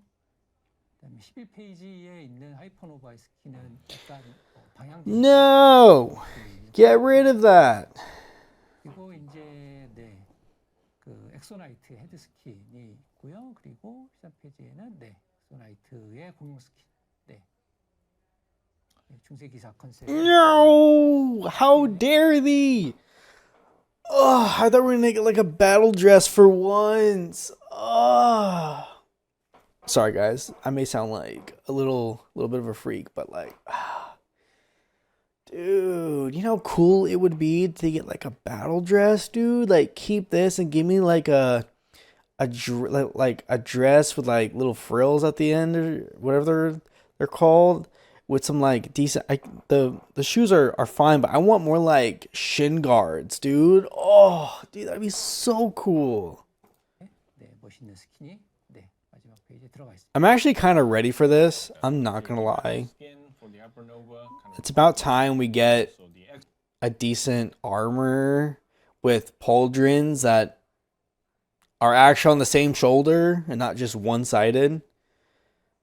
Exo-Knight, the common skin for female descendants on the final page. I'm about to put that on all my characters. Medieval Knight themed skin has arrived just in time to coincide with the sword update. A design that stands out from like the overall sci-fi concept of the first Descendant. 그래서 이 좀 SF 컨셉의 퍼스트 디센드의 좀 새로운 그런 디자인의 그 엑소나이트가 추가됩니다.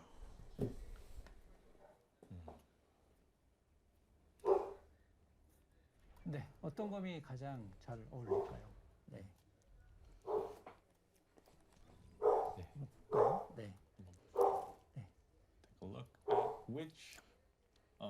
sword should best suit that skin over there. 네, 이런 기사 컨셉은 사실 Like, 이제 it's 보여지는 거고. see, like 게임 초기 I think it would have been better to give us like keep all this and then extend this down, or like a attachment dress that went down to right here by the shins, and then give us shin guards to complete it. Something like what Vesa has. I know she has a costume with like shin guards and everything. Something like that, dude. Oh, dude, this would have been top tier, dude. The helmet, I don't really care for. I think it actually looks really ugly, in my opinion. I think it would have been better to give us like a crown or like tiara or whatever. Just to make it better, in my opinion. See, I can't zoom in. But I see like even like right here, like right where this is pointing, right around there, have a dress, so then it sticks on top of the clothing right here. These little thigh guards or whatever they are. Keep this too. I like this, and then just have it attached to the dress and have it come down, bro. Ooh, dude, that would be massive, dude. Massive. Got like a battle maid or whatever you want to call it, dude. Oh man, that would look sick. 이 프로토타이핑을 할 때 이런 컨셉들을 좀 테스트를 해본 적이 있었어요. 그러다가 좀 SF로 확실하게 좀 방향을 틀었었고. Obviously, this top might have to be redone too to fit that dress aspect. But still, like, you could have metal pieces attached to it. Or whatnot.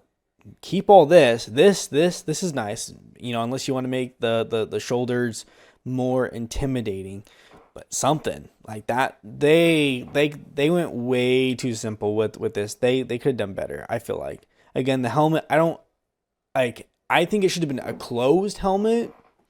Rather than this ugly rhino looking whatever helmet. I don't know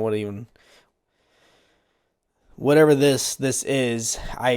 It's disgusting. It's just absolutely just, I'm not trying to hate it, but I think it looks good for now, but they could have done so much better that it makes me sad. It literally makes me sad. Yeah, see, like, keep all this. This is fine. You know, they could have just, instead of this jacket, they could have gave us a dress. Man. I mean, and maybe the helmet would have looked good if it was more of a battle dress. Dang. Oh, dude, even like, let's go back a little bit. I think I went forward. I don't know what I did. But like, even like maybe like the hair kind of long a little bit. Could have had like a bow in the back with the long ends, dude. Ooh, that would look fantastic, dude. Ooh, that would look good. Give that to all the females, bro. Ooh, make it even exclusive. I don't care. I'd sit there and try and play the character through everything. Okay, I don't know what I did. Here, let's go back a little bit. So we initially had some concepts like that, looking like those medieval ages, but yeah. Man, they got duplicates on top of duplicates. Sci-fi kind of thing. But recently we had the swords, so I think this is a good time to have those skins. That's cool, dude. That's pretty cool. It's really. I'm definitely gonna go for that skin. Plus, I'm gonna go with that Claymore looking one too. Ooh, dude, that's gonna be cool. Yeah. So pairing well with the Hypernova and Exodite together. That stance reminds me of a fencing stance, not more of a sword stance. 그리고 이번에는 네, 유진으로 한번 볼까요? Let's take a look at Eugene. 네. Yeah. You know what this reminds me of? Where my cursor is. This reminds me of those Albion town or whatever guardsmen. This is what it reminds me of on the guys. I like it. See, like I don't mind it being closed and everything. It looks better actually. 이 남성 공용 스킨으로 I just feel like we could have had some spikes somewhere, like maybe on the shoulder or the elbows and maybe on the knees a little bit. I don't know. 네, 잘 어울려서 남성 스킨 좋아하시는 분, 남성 캐릭터 Otherwise, it passes. 좋아해 주실 것 같아요. 이렇게 플레이로도 한번 보여주세요. 아니다. 넘어갈게요. 네. Yeah. 네, 네, Common 네. skin. 그래서 for male 이번 descendants. 배틀 패스 보상도 네, 열심히 준비했으니까 네, 뭐 기대해 주시면 좋을 것 같습니다. 뭐 개인적으로도 남자께 좀 더 예쁘게 나온 것 같은데요. Personally, 외작구도 있고. I think the male one looks a bit better. Yeah. And since it's included in the battle pass for season 3 episode 2. 이렇게만 You know, I don't know. I feel like 게임 같다. 네. 마치 다른 게임을 보는 듯한. 네. Oh yeah. if I was good at art, I would try to submit ideas, but Right. Now, I am not good at art. it's time to take I can't sit there and battle pass weapon, the Hypernova. draw up anything, but 아까 보여주셨던 배틀 패스 무기인 하이퍼노바를 조금 더 자세히 살펴보겠습니다. 네, 하이퍼노바는 광선건 컨셉의 무기인데요. 일반 공격은 7연타를 하고 그리고 빠른 연속 타격을 하는 특징을 가지고 있습니다. So Hypernova is a light blade concept weapon. what Normal the attack heck? Features a 7-hit combo followed by rapid consecutive strikes. That was like a 20 combo hit, dude. 그리고 하이퍼노바의 특수 능력부터 보도록 하겠습니다. 네. 특수 공격은 하이퍼노바를 투척하여서 피해를 입히는 방식인데요. 투척한 위치에 Oh yeah, I remember this. That's pretty massive, dude. Attack involves throwing the sword to inflict damage. So and inflict- this it inflicts I damage. totally forgot. This is gonna be massive with Harris, dude. Especially if you got the Hypernova maxed out and everything, and if it does this damage, it's not bad. You know, you can towel them or CC them, and then do that, and then do her third ability. And I haven't brought it up yet. I haven't. I'm trying to wait on holding it up. I believe it is on Harris, if I remember right. Again, I was kind of lucid because I was exhausted from work that night when I was watching it because I was up at 5:30 in the morning, and then was up all the way till like 1 in the morning, something like that. So I don't know when they get to it.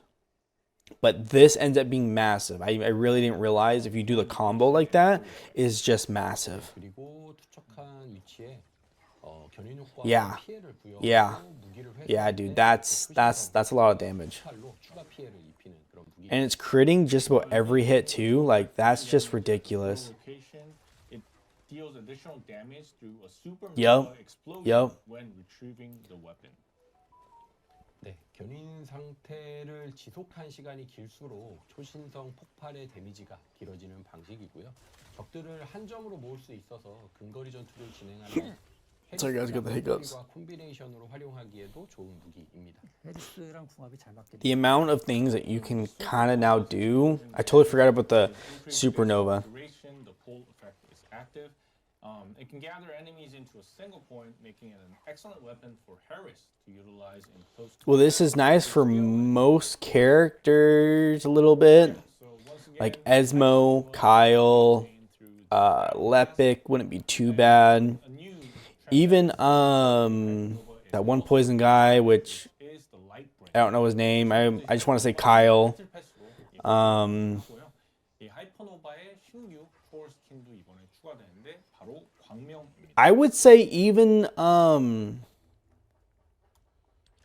that's pretty cool too. Even like Eugen wouldn't 기본 디자인이 would 깔끔하고 it wouldn't be 전통적인 bad on Eugen either. 판타지적인 느낌이 강조된 그런 스킨입니다. So the Hypernova's base design is pretty neat and traditional, but Lightbringer is a skin that emphasizes. I just wish the weapon was bigger. It looks like a 이펙트가 thumbtack, I guess. It looks. 그쵸. 굉장히 세레나와 I do like how it does change effects. Serena, 네. well, 이게 이번 빌드에 지금 Dude, Serena with this would be pretty massive too. 이렇게 칼날 이펙트들이 훅 나와서 가운데로 몰려드는 그런 연출이 And 포함. explodes when it ends. It's game pretty huge, does dude. not yet include the final version of effects, and on the final version, we're going to have like swords looking at aiming at when we use the weapon. 근데 이번 검은 스킨이라든지 뭐 기믹 같은 것들이 매칭이 되게 잘 된 것 같아요. 네. The skins that are They've done, what is that, 1.4 billion damage with the sword alone, I think. to fit well with the Skill damage, of our game. weapon damage has done 1.2 billion. Lightbringer, the Hypernova's new Transcendent skin, seems truly valuable. So, will the Lightbringer skin be updated as an individual item? 그러면 이 광명 스킨은 단품 상품. I just wish it was just 되는 걸까요? 네, 맞습니다. 상점에서 bit 단품 상품을 like more of a long sword, personally. 초월 스킨을 포함한 but 성분들을 That's just me. 높게 잡아서 아까 높게 잡고 It's more like a short sword. 준비를 하고 있습니다. Yeah, that's correct. I do want to see the colors change on this though. As an individual item at a discounted price. We're also preparing a growth bundle, which includes the Lightbringer Transcendent skin at a significantly discounted price, which doesn't mean it's like really expensive and discounted high, but yeah, at a discounted price. 네, 그리고 저희가 검과 이 검의 이펙트와 효과음이 달라지는 이제 초월 등급의 스킨을 새로 이제 도입을 이제 했잖아요. 그래서 향후에 총기 스킨에도 이런 초월 등급 스킨 도입을 좀 시도를 하려고 하고 있습니다. Yeah, we've introduced Transcendent tier skins that change the effects and sound effects along with the sword. I don't care for the sound We're also effects, planning but to introduce Transcendent tier skins for gun skins in the future as well. 네, 아무래도 이제 기존의 공급 등급 스킨에 비해서 제작 코스트가 좀 더 들다 보니까 플레이어분들 피드백을 좀 확인을 하고 있는 중이에요. Since like it requires higher production cost compared to existing like ultimate tier skins, we are reviewing player feedback. Yeah, so that was the new weapon, Hypernova. Now we'll look at the ultimate rifle, Hive Master, which can be obtainable through farming within the new Supermassive Receptor Dungeon. 예, 이어서 그 새로운 Okay, well, 초월의 수용체 던전에서 let's get going, guys. 또 획득 가능한 궁극 총기, 군락 지배자도 살펴보겠습니다. the new weapon, Hive Master. 네, 군락 지배자는 적을 사격해서 벌레를 부착시키고 그리고 벌레가 부착된 적이 주변의 적에게 피해를 입히는 무기입니다. The Hive Master is a weapon that fires at enemies. Holy cow! I'm not reading all that. That's a lot of words. To surrounding enemies. So the overall design does have a Vulgus kind of vibe to it. It appears very different from the designs of the previous Ultimate weapons. 예, 그래서 그 동안에 좀 그런 궁극 무기의 디자인과는 상당히 달라 보이긴 합니다. 네, 놀랍게도 디자인이 이렇지만 알비온에서 독자적으로 I'm curious though. 하고요. 저도 처음에 디자인 Critical hit rates 20%. That's not bad actually. 20. You could work with 20%. Get it about 55, maybe 60% to crit. Surprisingly, it's said to be a weapon developed. 미연에도 취향 이상한 사람이 있는 거지. Yeah, unique. Yeah, Something's said to clipping be here. independently from Albion. And, If you guys see it. some kind of Yep. thing in Albion. Well, Something's going on there, but that's okay. I also wondered if it might have been taken from the Vulgus. Well, actually, it started with Eugen's proposal and began with Dr. Cage's experiments. 네, 근데 Okay, well, I want to see it in action. Maybe it's Freyna. Yeah, I don't know.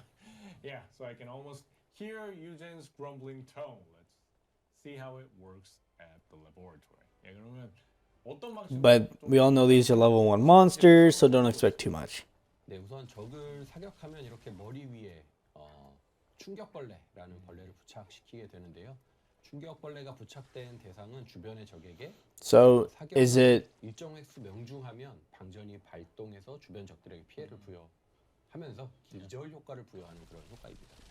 So, it crits really well actually. The shock bug above the enemy's head, and like after hitting enemies, your target with the shock bug attached, a discharge will activate. Okay, so the explosion does do AoE damage. And applying a stun effect. Then I guess the effect will activate only if the enemy with the shock bug survives. So this weapon could be useful in contact like Void Rose and Purge when facing against enemies with lots of HP. 예, 아마도 좀 그럼 이 탱키한 적들 등장하는 좀 침식 정화와 같은 It's 콘텐츠에서 not 활용할 여지가 bad. I'm curious. And Season 3, Episode 2 introduces not only weapons, but also modules, external components, mutation cells, and trigger modules. Yeah, let's first look at the new modules for swords. 예, 그래서 이번 Season 3, Episode 2에는 무기 외에도 좀 그런 모듈 외장 부품, 변이세포, 트리거 모듈의 추가가 예정이 되어 있는데요. 먼저 좀 새로 추가되는 검 모듈부터 살펴보도록 하겠습니다. 네, 우선 충격탄과 고위력탄 Looks like we got another 32. 모듈과 속성 순환 모듈. So 적을 처치했을 때 I haven't even gotten the first 88 or whatever we got because I gotta sit there and wait for Wall Crasher to spawn every hour, and I just really don't want to do that. And the attribute circulation modules, they spread debuffs when defeating enemies that are affected by attributes. 그리고 방어력을 추가로 올릴 수 I 있는 really 방어 전문가 don't 모듈, care. 이동 속도를 추가로 얻을 수 있는 전차 모듈도 추가. Unless they're easily obtainable, and I only say that because I really don't want to do Wall Crasher every hour. Armor tank module provides extra movement speed. They will both be. They could drop anywhere else. I don't care for the Wall Crasher. 위력을 더 강화할 수 있는 도살자 모듈과 탄 소비를 줄여주는 난타 모듈이 추가가 되고요. As for modules exclusive to impact rounds, Slaughterer boosts power during consecutive attacks, and the Flurry module reduces ammo consumption. 네, 그리고 고위력탄 전용으로 I guess this could be good though for Supernova because that's ridiculous, dude. 치명타 배율을 더 올려줄 수 있는 무쌍 모듈도 추가됩니다. As for high power round exclusive modules, the Berserker module reduces ammo consumption upon landing critical hits, and the Overpower module further increases overall critical hit damage. Yeah, so great to hear that various models enhancing the sword's usage are being added. So swords got a performance boost with the patch last week, and with more sword exclusive modules coming, I hope the sword's capabilities continue to improve steadily and becomes a primary weapon. 그래서 이게 앞으로도 좀 검 전용 모듈이 계속 추가될 예정이라고 하니까요. 이 검의 성능이 꾸준히 보완되어서 주력적인 그런 무기로 좀 자리 잡았으면 좋겠습니다. And next up, we have ultimate modules for our Descendants. Yeah, quite a lot of modules. That's a lot. Added 18 of them, as you can see over there. And I don't think there's enough time to explain them all, but yeah, Director, could you give a brief... I mean, and you guys should just had a description of each of them, maybe. Fill up the screen.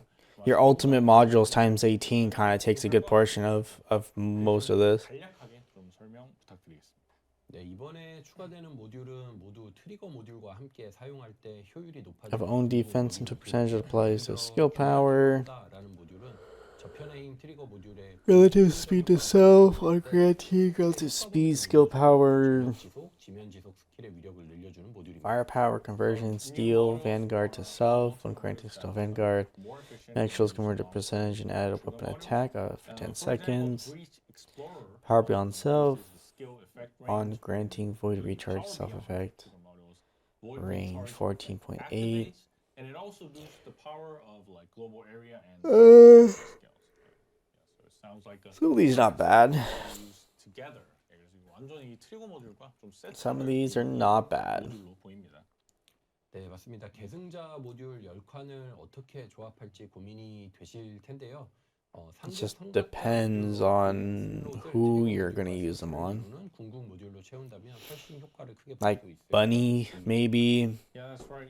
You might be pondering on Ajax, maybe. modules, but if you like fill the Eugen, maybe. using high tier ancestral Um, modules with ultimate modules that What's her name? What's her name? spans What's her name? these trigger modules, Glay, you'll see maybe. significantly greater effects. Great. Yeah, that's great to hear. Maybe Now, moving on Vesa? to new external components. We got 2 new sets coming. 이번에는 두 개의 Max shield for 추가되는 each 외장부품. target hit with a normal AoE type skill. 유해물 처리반 세트 Grants force execution. 효과가 무려 Skill cooldown 위력을 65% 상승시켜 주는데요. minus 2%. Dimension skill power boost ratio minus 4%. Singular skill power minus 4%. When force execution is at 5 stacks, toxin disposal is toxic skill power at 65%. Boosts toxic skill power by a whopping 60%.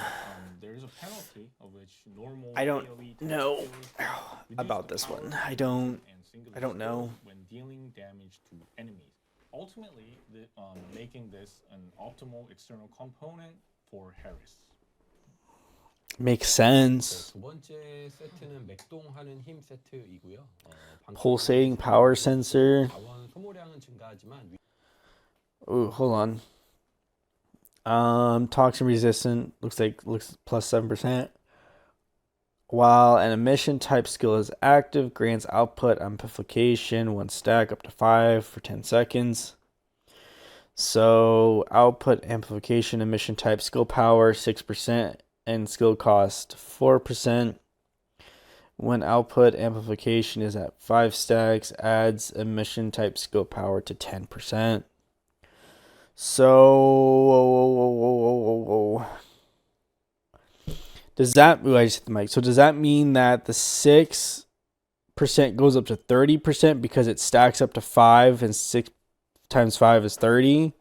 But that also does that mean that our skill cost also goes up to 20% for 10 seconds?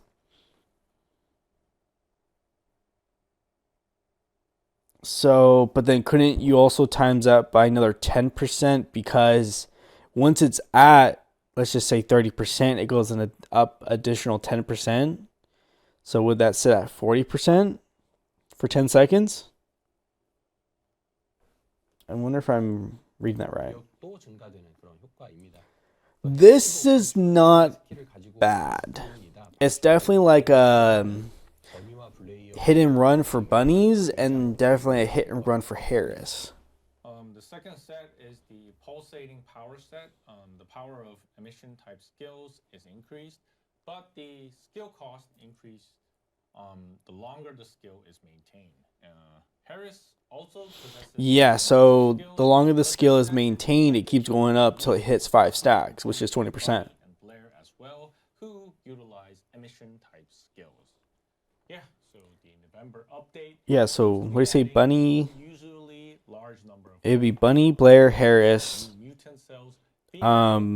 Who else? 그래서 이번 업데이트는 유난히 좀 다양한 That might be it, actually. I think those are the only emission types. 신규 버니 세포도 있는데요. 한번 소개 한번 부탁드리겠습니다. Well, wouldn't 11월 6일 Mutant cells. 업데이트가 되면 이번에 아이템들이 많이 추가돼서 기존의 빌드도 많은 변화가 생길 것 같다라고 예상하고 있습니다. when using an emission type skill, grants electric release to self every second. 활용하는 아이템 Grants increased RK eruption to self every second. Be significant changes While a global DOT update. type skill active grants wide range battery to self. That utilize skill types 네, 예를 들어 While recovering allies from a healing type skill, grants mixed enhancer healing to allies except self. 하기 때문에 That's actually not bad. That's definitely a Eugen thing. 칭된 변이 세포 Um, 이번에 출시가 됩니다. When buffing allies with a supply type skill, grants rapid supply support to self. it inflicts additional fire. That's Witchemhead. I forgot his name. Almost want to name him Kyle as well. Mutation cells matching specific skill types will be released. yeah, it may seem like we're done after covering new mutant cells, but yeah, there's more. Three additional Wait, modules there's more. will be added. We'll look at the trigger modules together in the game build. 예, 그래서 트리거 모듈 세 정도. Is this where they take their little break? 이거는 Oh no, they get to this part that I've been holding off for a while now. 네, 먼저 소개할 트리거 모듈은요. 강철의 선봉대라는 트리거 모듈입니다. Yeah, the first new You guys are not gonna. Oh, they. Wow, you guys didn't give yourself a 격돌 유형의 스킬을 maxed out one. 플레이어 주변의 적에게 지속 데미지를 입히는 효과를 부여합니다. When using clash type skills, it grants an effect that deals continuous damage to enemies around the player. Yeah, see this. 네, 이렇게 발동되는데요. 재밌는 건 강철의 선봉대가 주는 피해는 반응로를 따라가게 됩니다. 반응로를 I think this is where Harris is gonna shine. Because if you can get that maxed out and then do something like that, dude, you basically have a ghetto bunny. 이렇게 이펙트도 함께 변경이 되고요. Yeah, as you can see, visual effects also changes like that. 그러니까 파동 분출 같은 기전이라는 거죠. 네. 그리고 이게 이제 아무래도 버그냐 의도냐 가지고 논란이 좀 있었던 것 같은데요. 그 이펙트까지 이제 바꿔주는 걸로 네, 적용을 해서 속성 변경이 의도라고 이제 완전히 이해를 할 수가 있을 것 같습니다. So yeah, it's kind of like a mechanism like wave eruption. There was a debate in the community whether this was a bug or intentional. Well, seeing the effects change makes it completely clear that the attribute change was intentional. 네, 다음은 상대적 속도라는 트리거 모듈입니다. And this one has a relative speed. 유형의 스킬로 발동이 돼. Applies a stack relative speed effect when hitting the enemy with a slow type skill when performing a successful weak point attack with a firearm while relative is active. Or maximum stacks deals skill damage to enemies around to hit the target. The damage increases by proportion of your max MP. The damage is affected by the equipping reactor attributes and arcade type. So this, I think, would be her zero or blood build. I forgot with that cooldown. But this gets pretty massive. Next one is relative speed. Relative speed is activated by slow type skills. Since all four of VS's skills are slow type, you can activate it. That's some massive damage, dude. 네, 감속 스킬에 적중한 적마다 카운트가 스택이 돼서요. 이렇게 50스택을 쌓여서 See, this is crazy too, how they just keep respawning this whole time. 모듈입니다.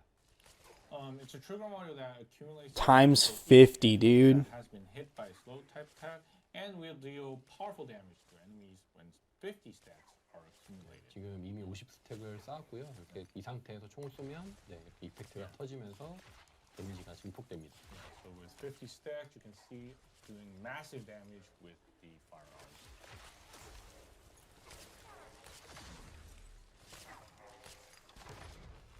네.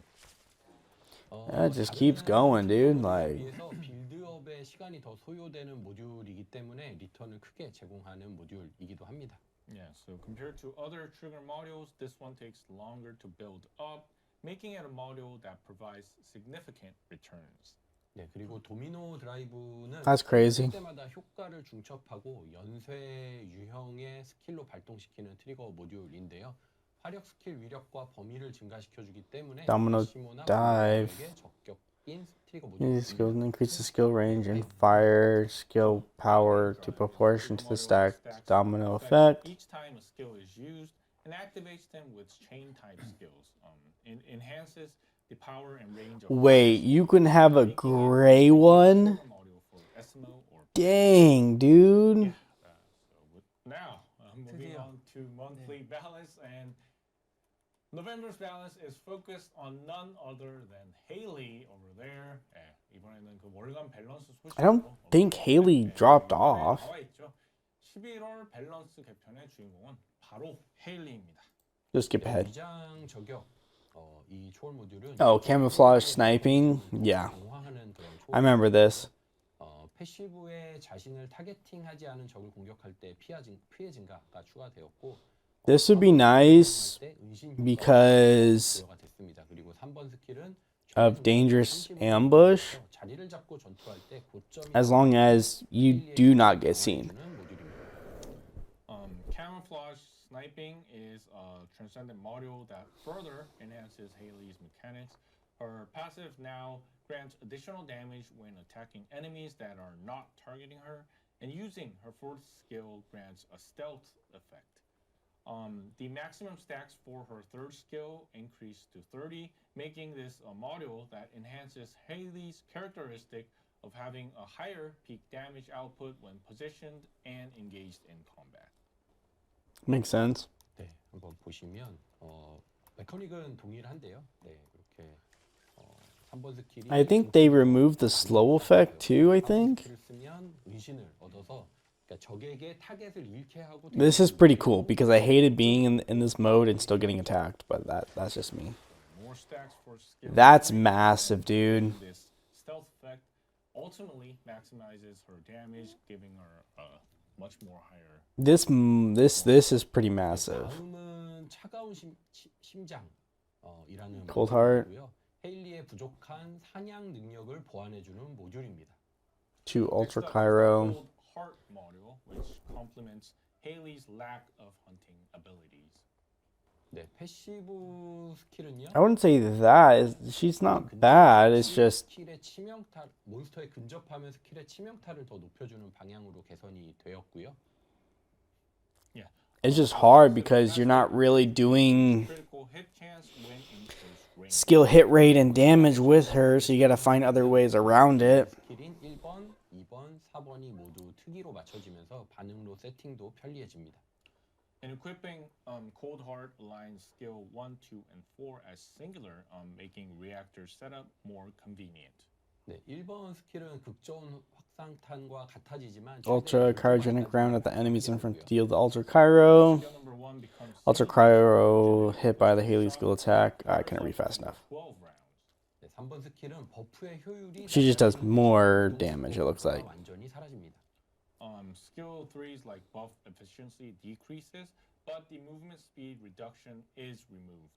네, 그리고 Oh, so maybe only with Cold Heart is her movement speeds removed. Skill number 4 is changed to a skill that explodes and deals AoE damage around Haley. 그래서 예를 들어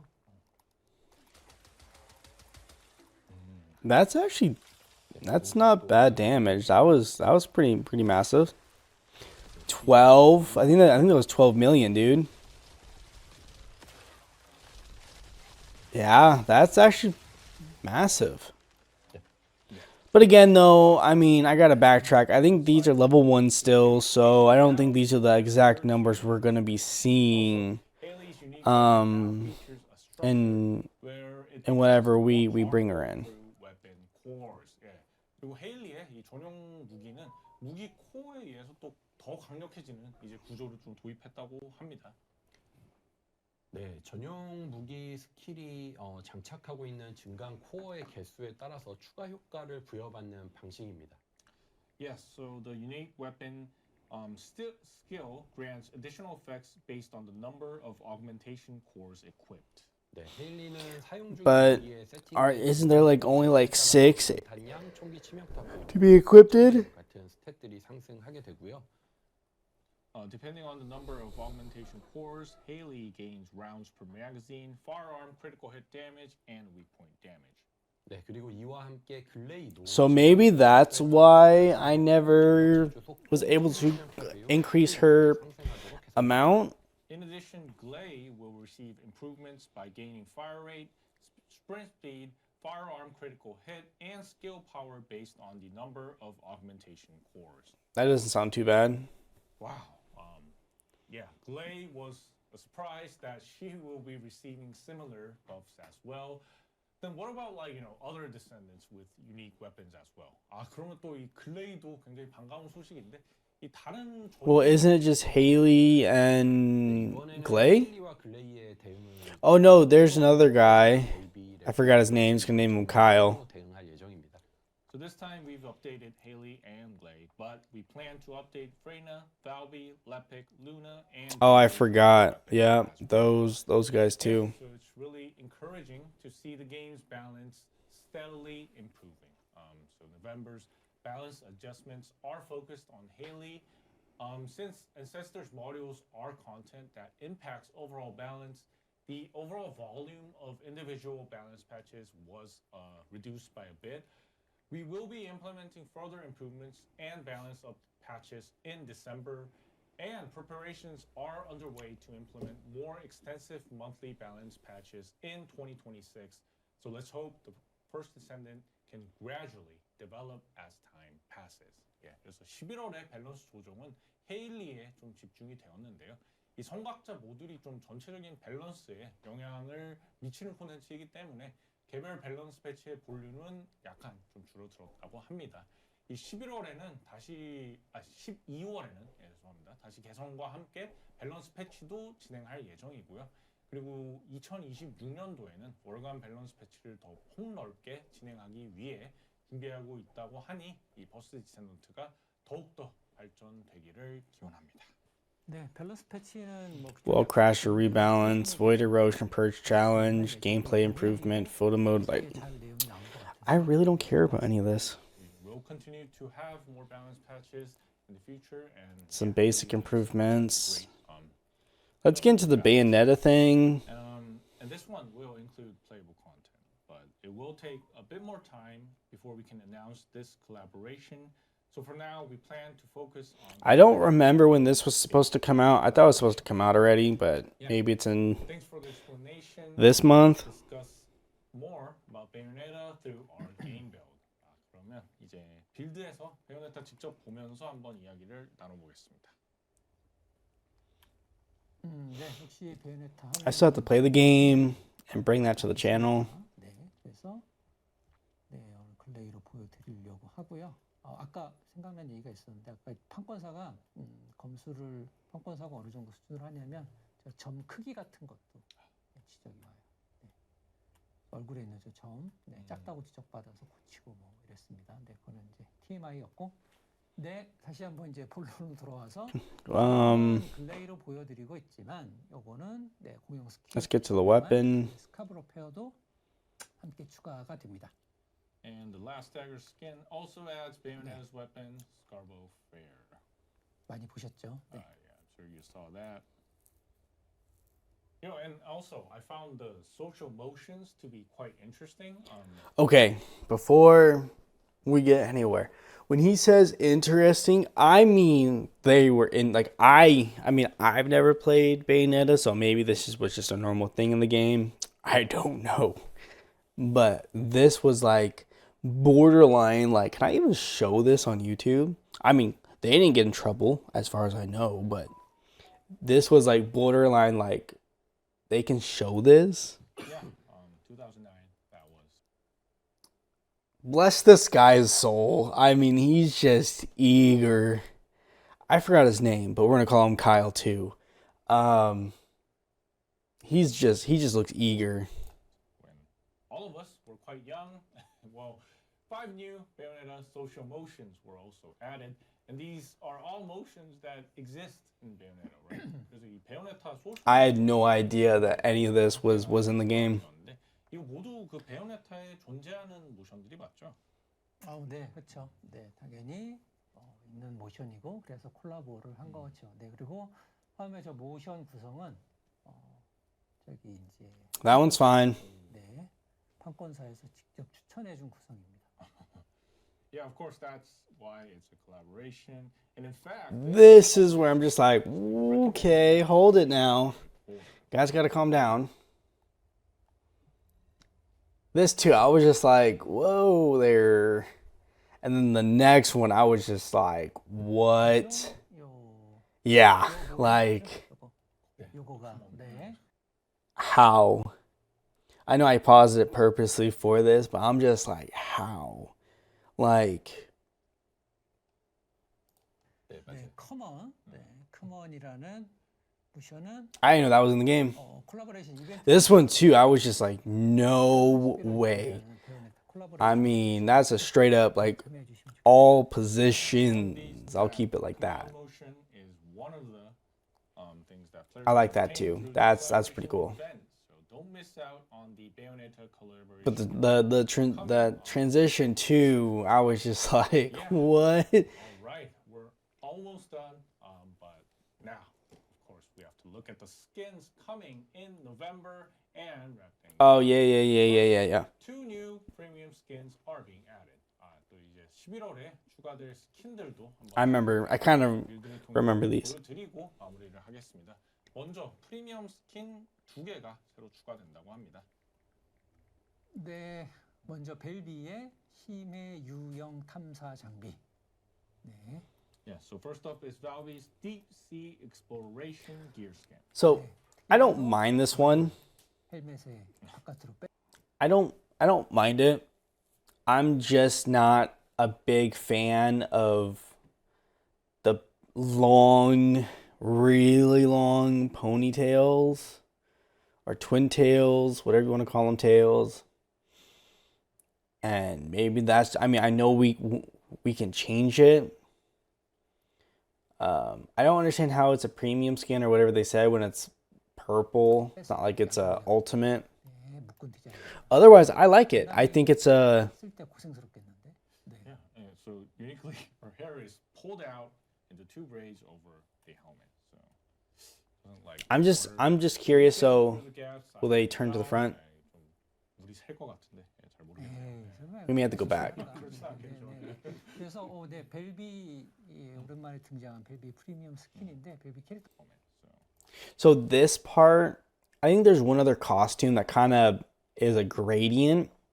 I'm just curious on how it'll blend together. As it's kind of this game, it's weird when they have a gradient skin color or skin and then you try to color it. It gets very interesting because part of it doesn't either shade well or one's more than the other, and it's not me. I like it to just be one color. Like But anywho, let's leaking through the gaps. 그 다음은 Skip ahead. 넬의 프리미엄 스킨인데요. 네, 균열 탐사 슈트. 네. 이것도 넬 컨. I like this one. I don't know if this is almost like a knockoff bunny getup for Nell. But I think,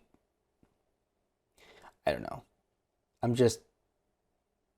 don't know. I guess like it gets really close to like either like a bunny costume or like a Vesa costume, or like if Vesa and Bunny had like a tailor smash their costumes together, you kind of get something like this, I guess. And I'm not saying it's bad, it's just I wish it was better, I guess. 컨셉하고 꽤 잘 어울리는 네. 하이 실종한 네. 의상입니다. 네, 기존의 넬 스킨은 대부분 이제 제복 자켓 같은. Depending on everything, I may get it. It doesn't look bad. Like I said, it's not bad. So next up is 입혀보고 싶습니다. It's just I'm worried how it colors, especially obviously I can't zoom in, but I'm curious. We all know what players are gonna do here with that. I guess bodysuit or one piece part, depending on how it colors. It could be like a Luna. I think it's Luna, regular Luna, where like you could on the bodysuit, I guess, or like the underwear part, it was like you could color the first half, right? And then the back half, it was like you could do a different color too. I think it's Luna, regular anyways. So I'm just curious on how this colors. Same thing with like the satchels here, on how they color. Because if they color with these color, then it kind of leaves you open to keeping it basic. Same thing again, and it looks like we got another gradient type color going on here. So it depends if this is just one color, if this is two separate colors. Same thing with this design here. It looks leather, but it just depends on how it colors for me. Next up is Nell's Breach Exploration Suit. So Nell's previous premium skins features styles in a uniform or a jacket. This marks the first time she's received dedicated gear with 순발력 괜찮지 않아요? I just feel like it would have been, I mean, maybe this is just me. I think they could have done maybe like thicker, or maybe like a more like a metal, maybe on the legs. Leave this, but like maybe make this more like a metal or like a knight armor, or I don't know. Because again, it just reminds me of another reskin. I'm just like, I really don't want a reskin. Like, I don't want something that kind of resembles. I mean, I know people are gonna buy it. I most likely might be one of them. It just depends on the price, especially if they want to call it a premium and give it a premium price point. that perfect skin that's coming. 그래서 yeah, with that concludes the skins that will be updated on November 6th. The Bayonetta collaboration skins and premium. We're just gonna jump ahead. 바로 그냥 진행해볼게요. 네. 다시. 남성 공용 스킨이 This one I like. This reminds me, and maybe they got it from it a little bit, or maybe expanded off it. I don't know, right? I'm just speculating. This reminds me of the way back in 2000. Yes, I'm old a little bit. From that robotic tsunami, when that was happening, I think it was late nights around 8 to 1 or 8 to 2 in the morning or something like that, where you had more of your anime or your adult shows. This kind of reminds me of it. I don't mind it actually. 나이트라이더. 네. 옛날 I don't care for this little thing that it should be like a half, almost like maybe like a half skirt in the back, right, to make it intimidating. Or have this satchel, or not even like a satchel, this strand or whatever, make it thicker and make it come off on both the shoulder blades here in the back, and then in the middle to give it that what's the word I'm looking for, where it looks cool and it looks maybe perpendicular to everything else that's happening in the back. I don't know what I'm trying to say, but it would look cooler. 실제 같은 라이더 슈트의 컨셉의 디자인입니다. 네. So this is Knight Rider, the common skin for male Descendants, and yeah, that helmet. Don't the females have one too? I could have swore I saw it in Harris, 네. or at least the icon. 여성 버전도 한번 보여주십시오. 네. Yeah. PS3 트레일러에서 It should have been removed on the females, especially. I don't care for that swinging between my legs. I'll be real. Like I mean, I already got a pair that kind of swings between my legs. I don't want something else on a female character. Again, it should have been like a half skirt in the back that kind of hangs a little low, maybe about the behind the knee length a little bit. You know, I mean, and again, this reminds me of another Ines skin. A little bit. But this also reminds me from the, I think it was season 3, episode 1 trailer, or breakthrough trailer, whatever it was. I thought we saw something close to this where it was zipped up or something. Yeah, and I think many players love this when after seeing it from the season 3 trailer. Yeah. Female Knight Rider. I was right. 네, 그리고 라이더 I don't care for that, whatever you want to call that. 이렇게 추가가 됐는데요. 네, 컨셉을 좀 맞췄죠. 네, 볼텍스 전용의 이클립스 스킨은 나이트 라이더 스킨과 잘 어울리는 톤으로 준비를 했습니다. Yeah, so with the rider skin, This reminds me of something from Halo added, this is the Eclipse on that highway mission. I can't remember what that mission's called. well with the Knight Rider skin. 네. 그리고 맞습니다.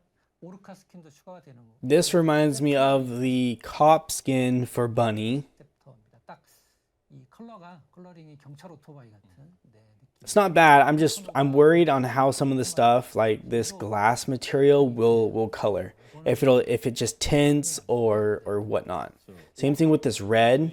If we're able to color it or not, because there's a lot of red here.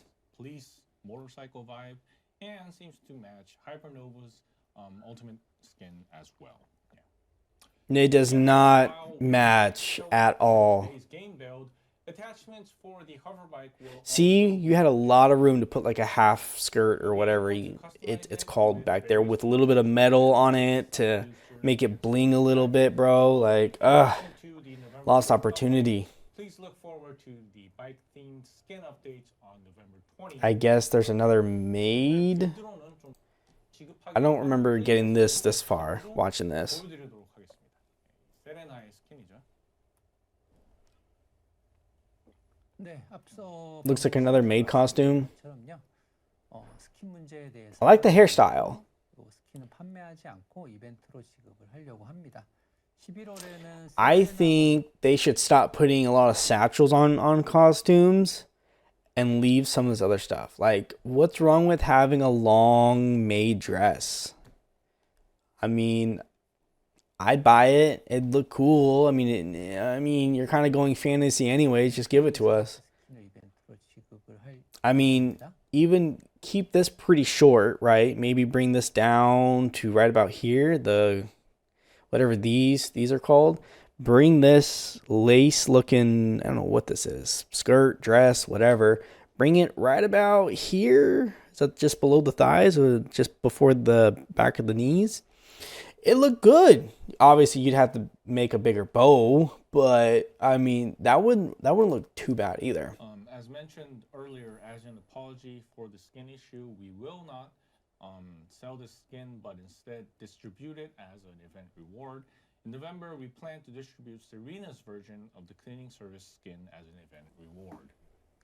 Oh, so I'll be able to get it for free, I guess. 주말을 맞아서 다양한 이벤트를 I'm 준비하고 있는데요. I'm tired of these little like satchel bags. Like, take them off. They're hard to color as it is. I mean, unless they're going to be their own color or customizable color, I hate having them. And that's just a personal thing, especially when I'm sitting there taking the time to color and customize my own characters. It's a pain when like this could affect this, or this could affect this, or this could affect this little bow in the middle. I mean, it's me, but I mean, if they want to talk about customizing, then these bags, either one should be removed on items that shouldn't be on them, or should be their own customizable color. 또한 더 만족스러운 퀄리티로 업데이트할 수 있도록 노력을 하겠습니다. We also have various events prepared for December. And for the December event, we're preparing new event skins alongside the skins that have been converted to Do they rewards this go time. on We to will it? do our best to update skins with more high quality as we move forward. Yes, and finally, let us share the events taking place in November and wrap things up. 또 마지막으로 또 11월에 진행되는 이벤트를 좀 소개를 하고 마무리를 하겠습니다. 이 collaboration, the first Descendant. Nice. I see what they did there. That's awesome. Anywho, complete daily missions turn the ultimate Descendant box. Descendant purchase ticket selection box, the come on emote, and more rewards. Oh, sweet Lord Jesus, help me. I'm going to kind of fast forward this. Fest of Abundance. Log in daily to earn escalating rewards from a Descendant purchase ticket selection box to a full character skin and more. November 6th to, was it December 17th? Okay, what's going on here? Right. So the first Descendant Season 3 Breakthrough album is set to release today. Oh, okay, so October they 30th, brought 12 out p.m. the other PST, album. and October 29th, 8 p.m. PET. And I think it's already released, seeing the time over there. It will be available. This is on just all for music me, platforms, though. including 2 tracks, the song Crazy and its instrumental version. 그래서 그 First Descendant Season 3 So 앨범이 한국 시간 awaits pattern flourish. I'm gonna kind of skip ahead as it was just a lot of talking, Avoiding these patterns will be and I'm gonna kind of skip ahead because I'm gonna use, I think I'm gonna use some of these as thumbnails. Like Harris here, I might use part of it as a thumbnail. So I'm just carefully. who does not use MP. For skill training, I'm not gonna use this, but it's the one after it. I think I'm gonna use like this. I might use this. with the new Hyper Nova sword.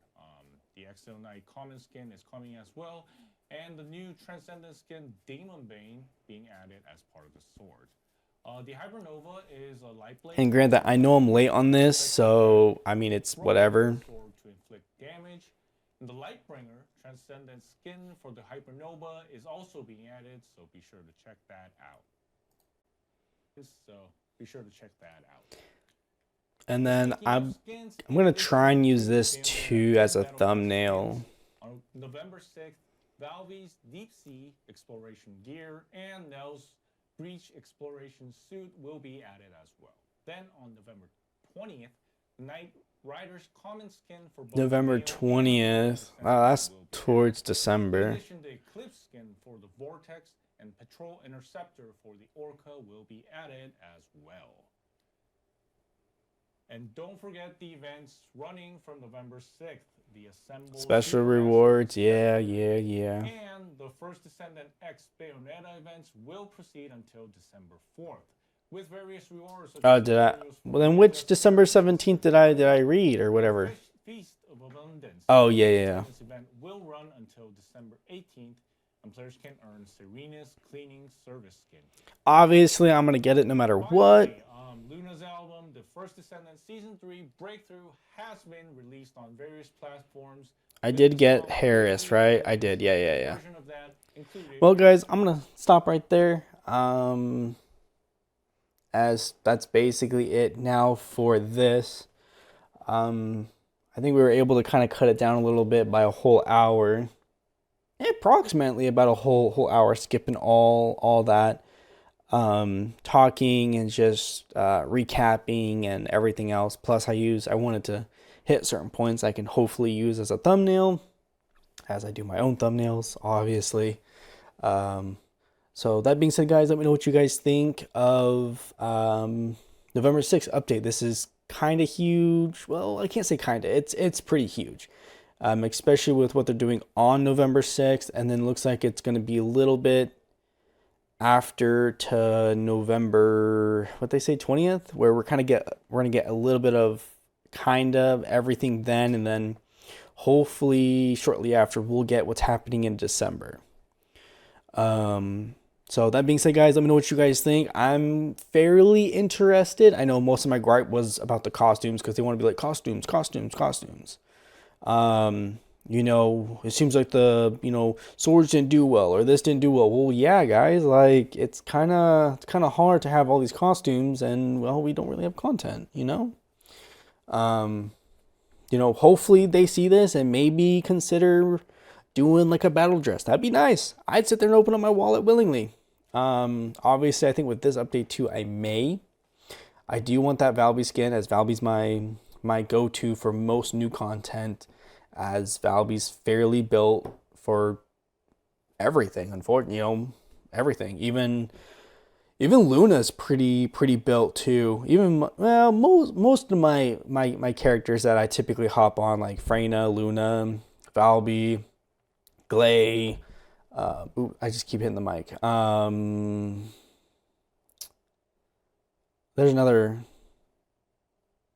the electricity girl with the ring, whatever her name is. Bunny. I have multiple builds for Bunny. Even Lepik I have a build for now. Like most of these characters, I mean, they can do just about everything. So, but it's just most of like my cosmetic gripes. I mean, plus the content is lackluster. So hopefully with this update, it adds a thing or two. We'll see. Hopefully, the cosmetics look good when we actually are able to color them and actually cosmetically change them and see how they look, color, and where they color. And the battle pass, I'm obviously interested in. I'm obviously going to get the premium for. Just enough because that Hypernova is killer.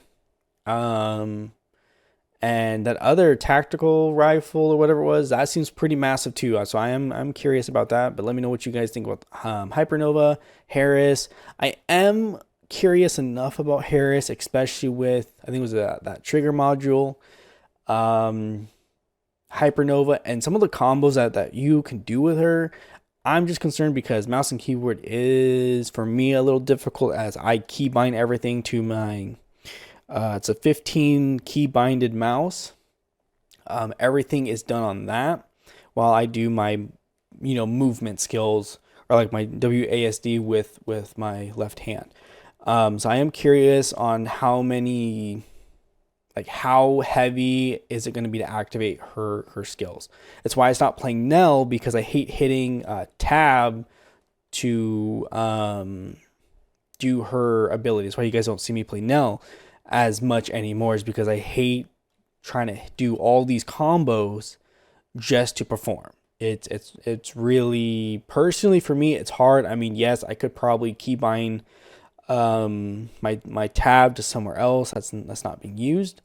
I just haven't done it because I got other characters that can do the same thing just easier. But anyways, that's just another story for another time, as it's an easy fix. I'm just lazy.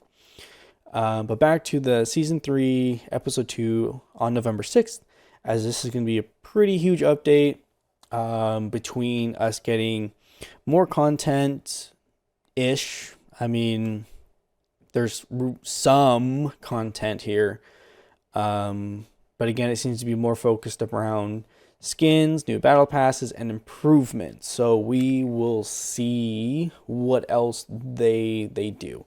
I am interested enough. I may consider, I know I've been talking about it, may consider. It is hard when I do videos and the dogs bark in the background. I'm like, oh, I gotta stop. I gotta mute myself, or this or that.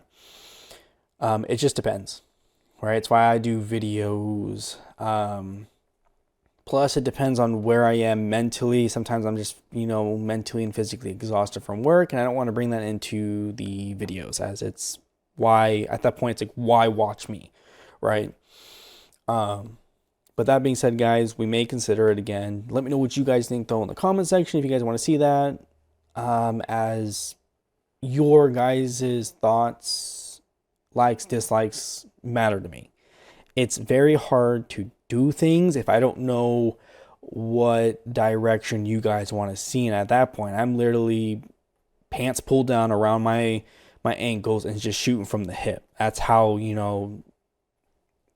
hard it is for me, because I can't walk anywhere. I'm hobbling or walking like a penguin, and just hoping for the best. But that being said, guys, I am looking forward to it enough to see where it goes, and to at least hopefully maybe buy some new cosmetics, because I haven't done that in a long time, buy a battle pass again, and all those miscellaneous things. That being said, guys, we also, I'm going to use it over here, right here where it says 485. I don't know who, we did go down to 484 and then went back up to 485. Whoever you are, I just want to say thank you. I don't think I've done that yet, as it's been a while since I've been able to do some videos, and some of the other videos I'm just popping out as fast as I can. So that being said, guys, thank you. Thank you to whoever you are. If you want to put your name down in the comment section so I can read it out in the next video, whatever it may be, please do, as I want to give, shout outs just for people subscribing. And, even if you guys comment on the video and say, hey, can you say my name? I would love to do that, guys. I want to incorporate you guys in the videos as much as I can. But that being said, guys, this is long enough. I do have some other things I have to really do too today.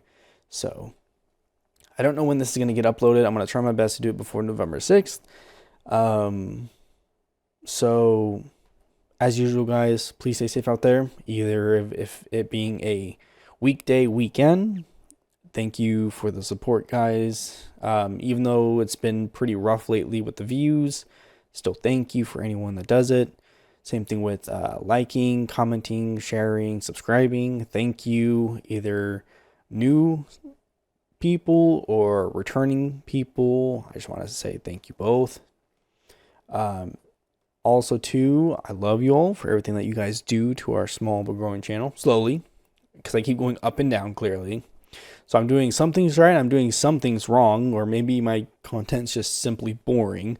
I don't know, or maybe it's just that I'm kind of mixed between two different age groups, right? It could be that I'm attracting an older crowd and they're just about the gameplay and the facts, and I could be attracting the younger crowd that is more about me yelling in the mic and being dramatic and this, and I don't know. I don't know. And I think I can check that. I haven't. I don't care to.